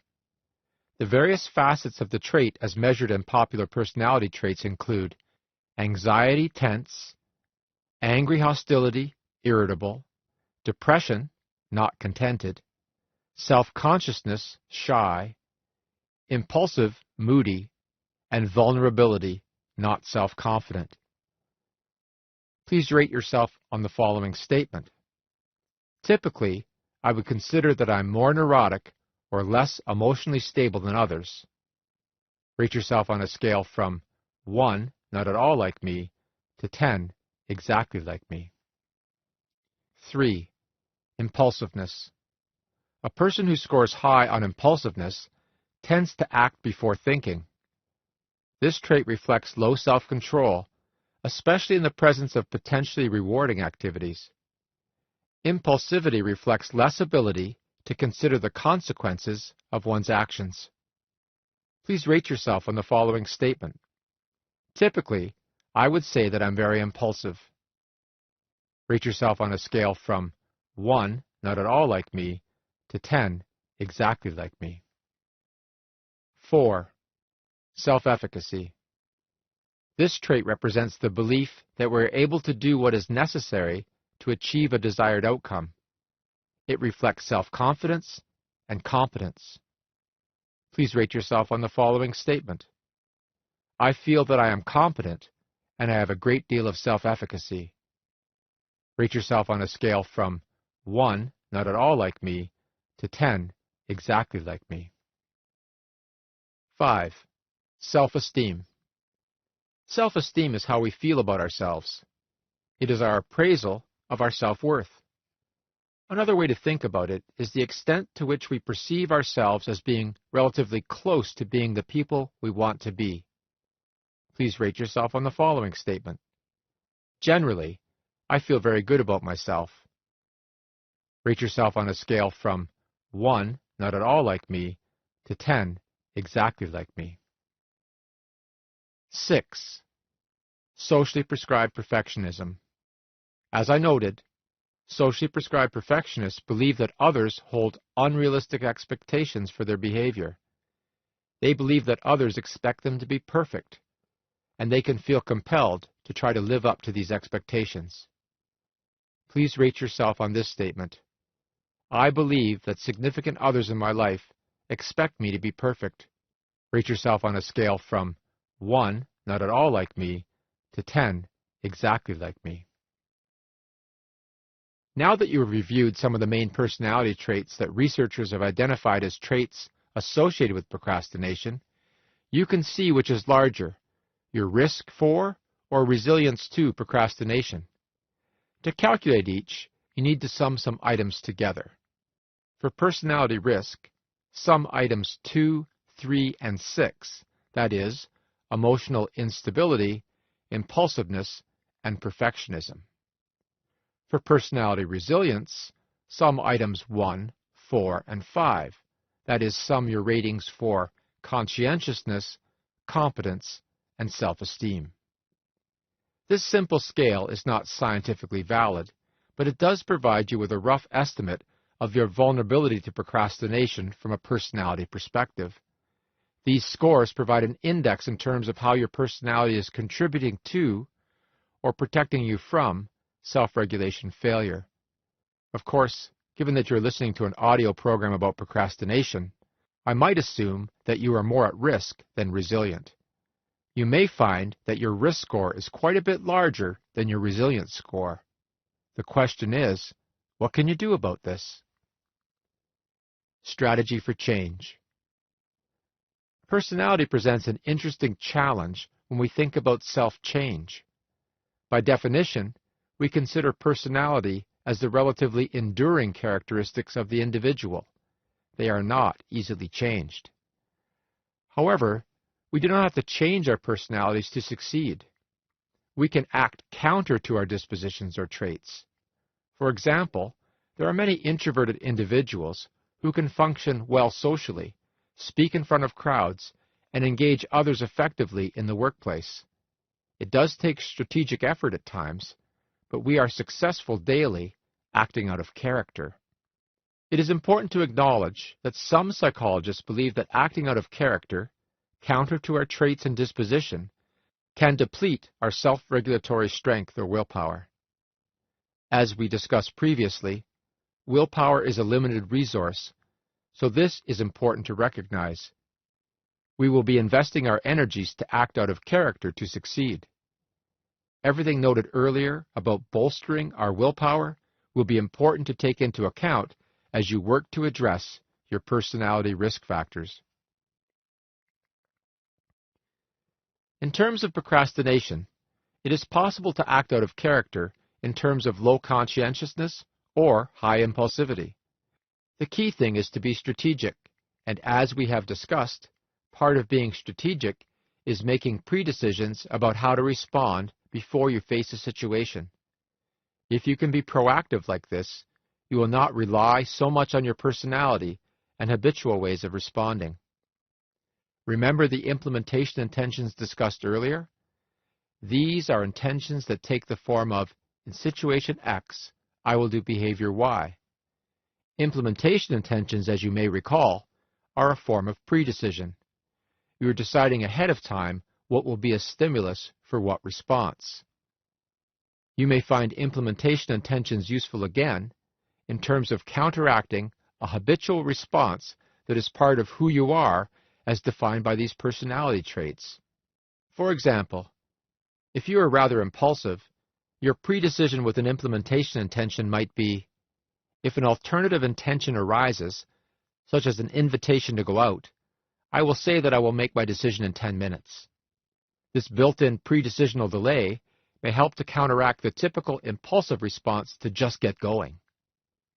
I think it is clear by now that the key issue is this pre-decision. Knowing a little bit about your personality traits that may put you at risk to procrastinate, you can now act on that knowledge by deciding in advance how you will counter this habitual response. For example, if you are impulsive, it is particularly important to reduce distractions in the surrounding environment when you are trying to work. Impulsive people have more difficulty resisting these distractions, even with implementation intentions. So, as I discussed in the previous chapter, part of your pre-decisional process can be to eliminate or reduce the distractions before you get down to work. Similarly, if you tend to be disorganized, deliberately working on structuring tasks can be very important to reducing procrastination. This can be as simple as creating a to-do list of subtasks that help you see the steps you need to take. It can also be the more challenging job of organizing your work area so that it's not so cluttered. But be careful. Some of us use this tidy-up job as our way to procrastinate. Once the desk is tidied, pencils sharpened, and new software downloaded onto the computer, we think, that's enough for today. Procrastination draws on our ability to deceive ourselves. We find excuses for just about any unnecessary delay. The strategies above address the issue of impulsivity and conscientiousness. What about the worry and anxiety that define low emotional stability? What if we are worried that we don't have the ability to do the task? What if we cannot tolerate frustration? This seems more serious, right? Yes, some of us are prone to worry and self-consciousness, and many of us have irrational beliefs that make us prone to procrastination. Our procrastination may be based on a fear of failure, for example. The route to self-change, both in the short term behaviorally and the long term in terms of stable personality change, is to challenge your worries and beliefs as they arise. When a task triggers thoughts such as, I can't do this, I'm such a screw-up, I don't know how, I'm going to fail, it's absolutely essential that you challenge each of these beliefs.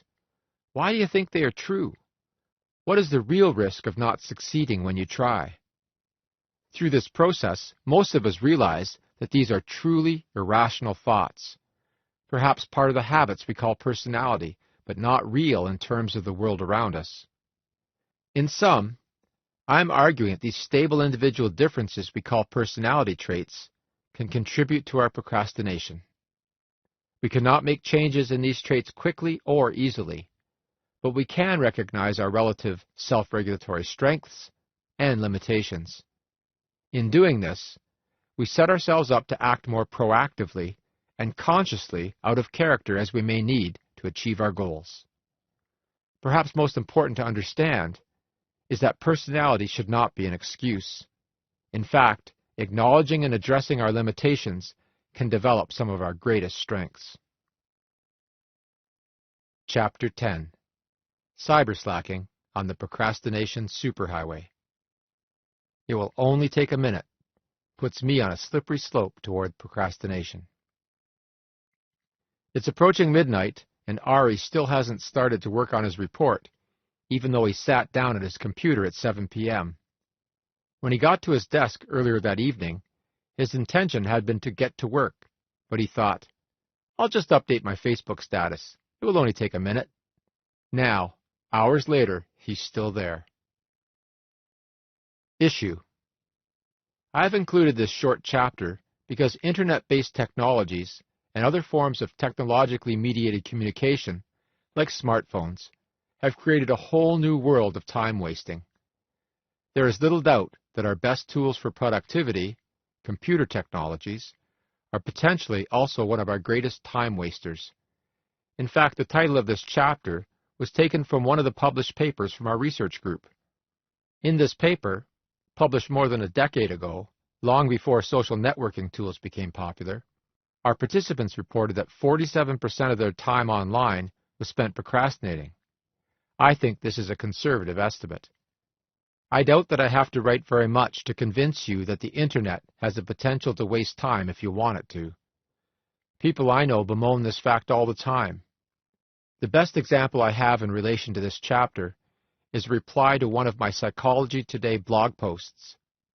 In response to the "it will only take a minute" theme, an anonymous reader wrote, I'm procrastinating. That's why I'm here. I just Google things I'm thinking about like this, or like I hear someone hum a familiar tune, so I look up the song to know who sang it. I mean, that literally takes a minute.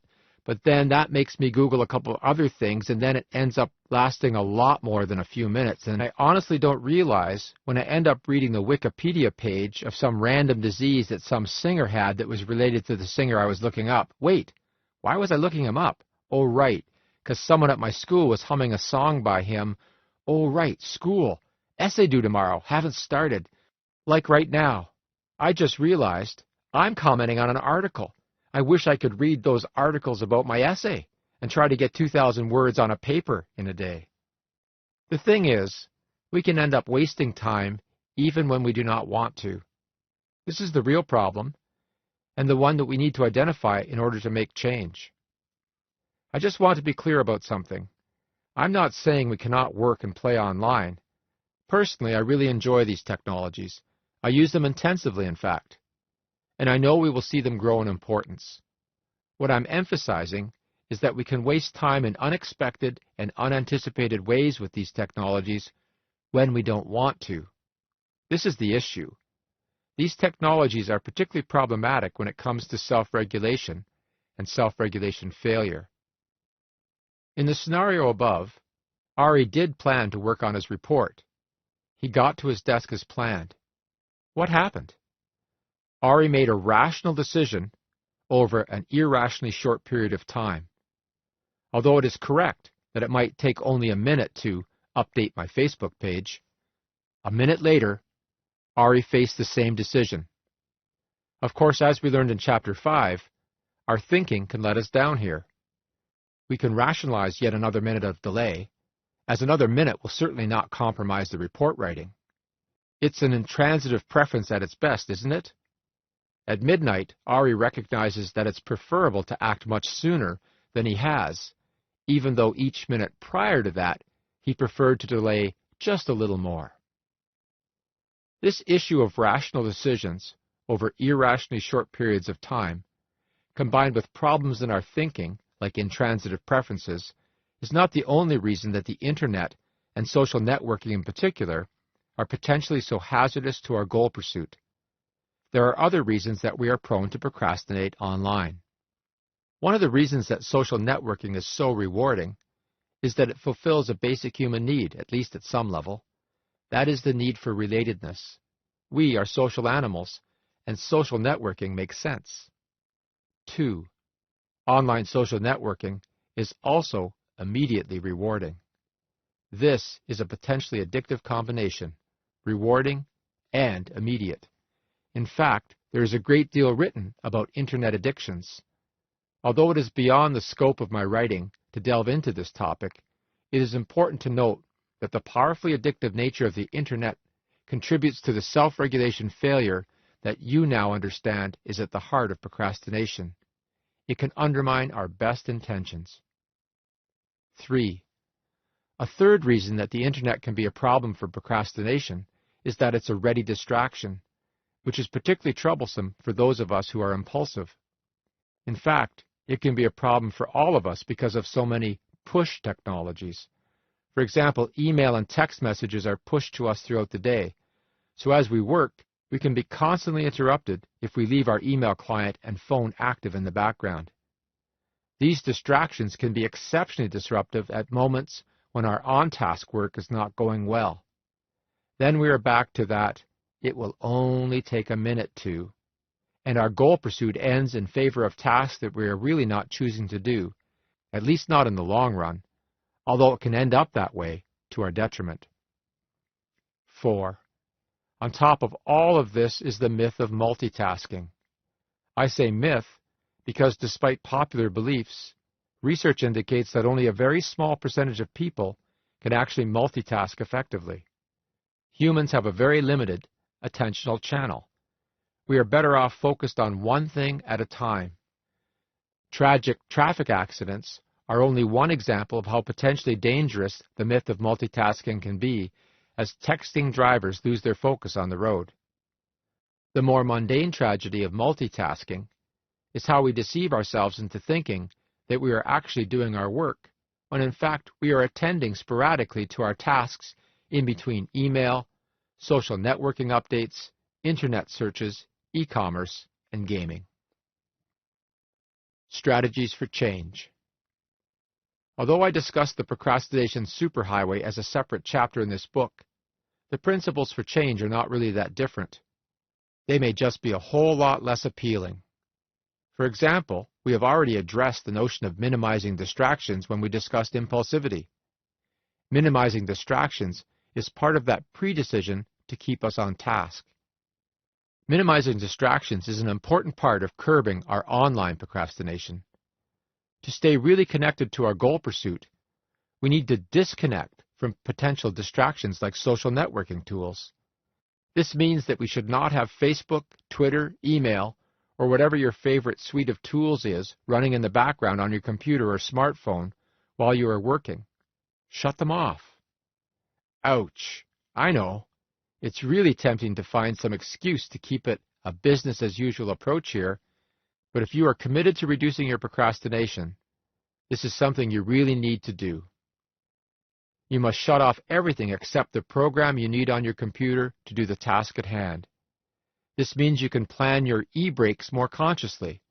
Again, this is an example of pre-decisions that help us break unconscious habits.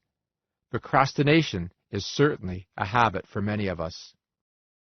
This strategy of reducing distractions makes it more obvious when you are turning away from your goal pursuit to pursue some other task. Your alternative and potentially rewarding alternative tasks are no longer only a click away. A little more effort provides time for you to think if this is really what you want to do. Do you really want to abandon your goal right now? Probably not. There have been all sorts of tools and apps designed to help people regulate their internet use more.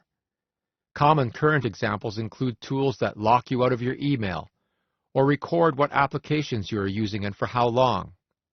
These may be helpful to you, but techniques and technologies can never be a substitute for a commitment to change. I think it's appropriate to end this final chapter where I began our consideration of why we procrastinate. Giving in to feel good.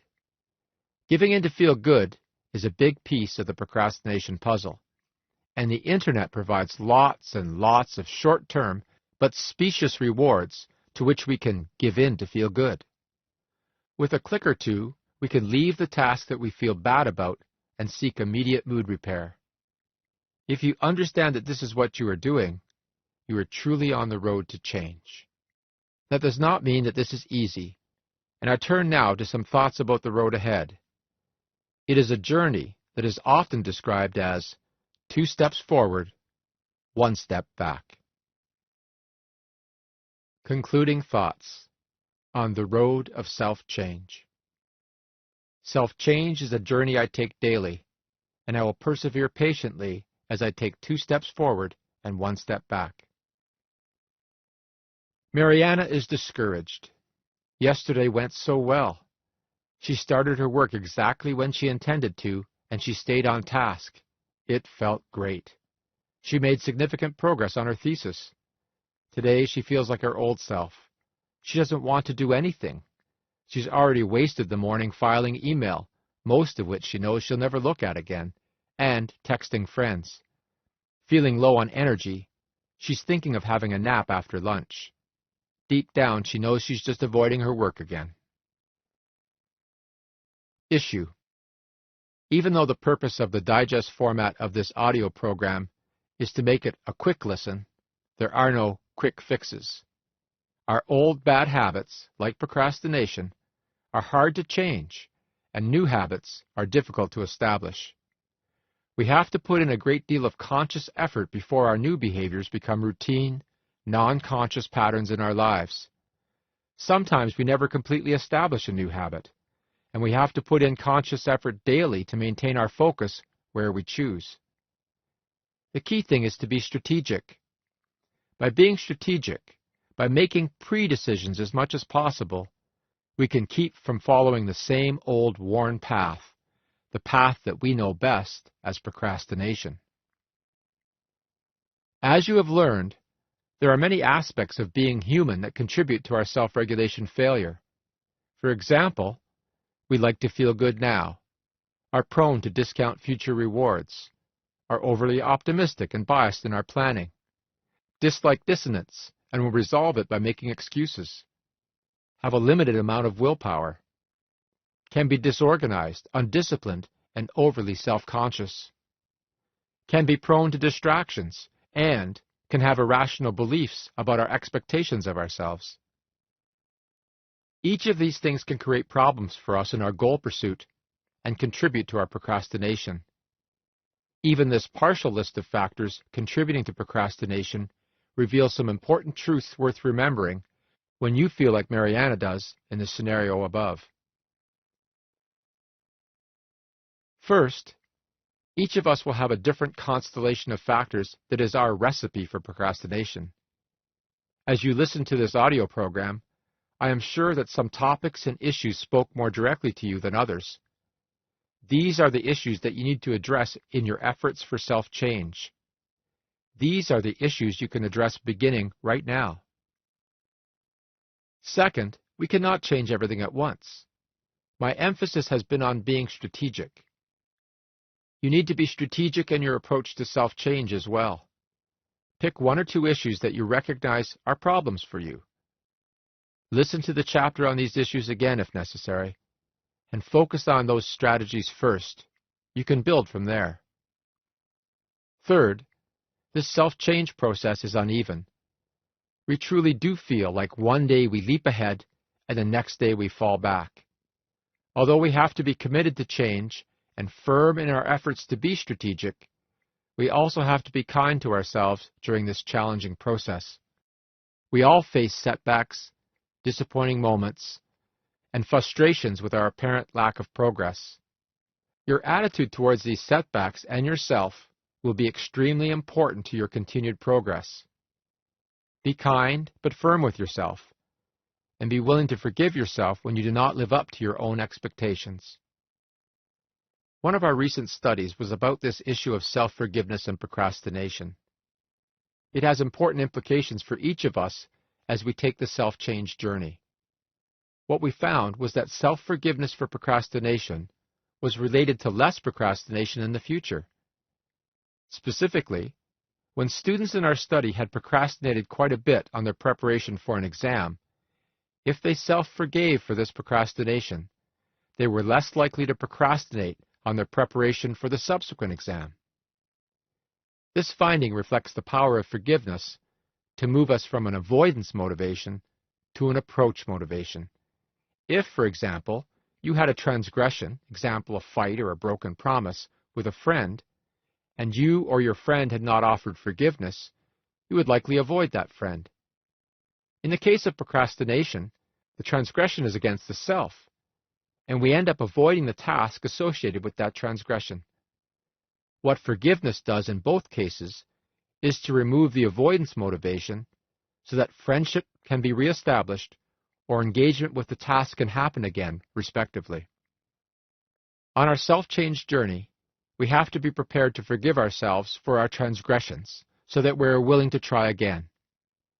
We will certainly have to try again many times. As I said before, even my simple strategy of just get started may have to be invoked many times throughout the day. Start and restart.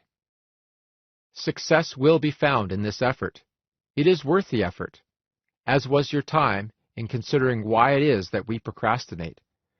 I hope listening to this audio program is your first step in this journey of self-change. I would love to hear about your own journey. What worked? What didn't? What else would you like to know? Although I cannot promise to answer every email, your input will make a difference to future writing. I invite you to write to me at comments@procrastination.ca. Finally, you may want to learn more about procrastination. This digest format audio program, while accurate and firmly based on research in the area, is by necessity short on details. If you want to learn more, you can find lots more through our research group website, procrastination.ca.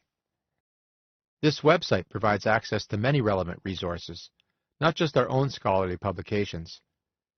Perhaps some of the most accessible information is available through my Don't Delay blog for Psychology Today and through my I Procrastinate podcasts. The blog entries and podcast episodes summarize a wide variety of information about procrastination in much greater detail. In fact, you can search through the blog entries or the podcast titles on iTunes to find information specific to the issues with which you may be struggling. I must say that I make this reference to further reading with some reservation. There is no end to the reading about a topic, and the problem with procrastination, as you have learned, is that we can always find an excuse not to do our work. In this case, it is really quite possible to use your further reading and research about procrastination to procrastinate more. Ironically, this is something that readers of my blog and listeners of my podcast have told me that they do. So instead of reading more, I would have you return to where I began the book, to remind you that reducing procrastination in our lives is a practical thing. Sensible, realistic, no nonsense. In addition, I want to add that change is about doing, not just reading. If you put these both together, you will see that the practical and no-nonsense thing is to start doing, not to read more. You probably took an interest in this audio program because you want to reduce procrastination in your life. You now know a great deal more about the topic. You are prepared to bolster what feels like a depleted willpower. You are aware that it is tempting to give in to feel good, so you won't right now. And you know that every journey begins with that important first step. It is time to just get started. I know that this will make a difference in your life.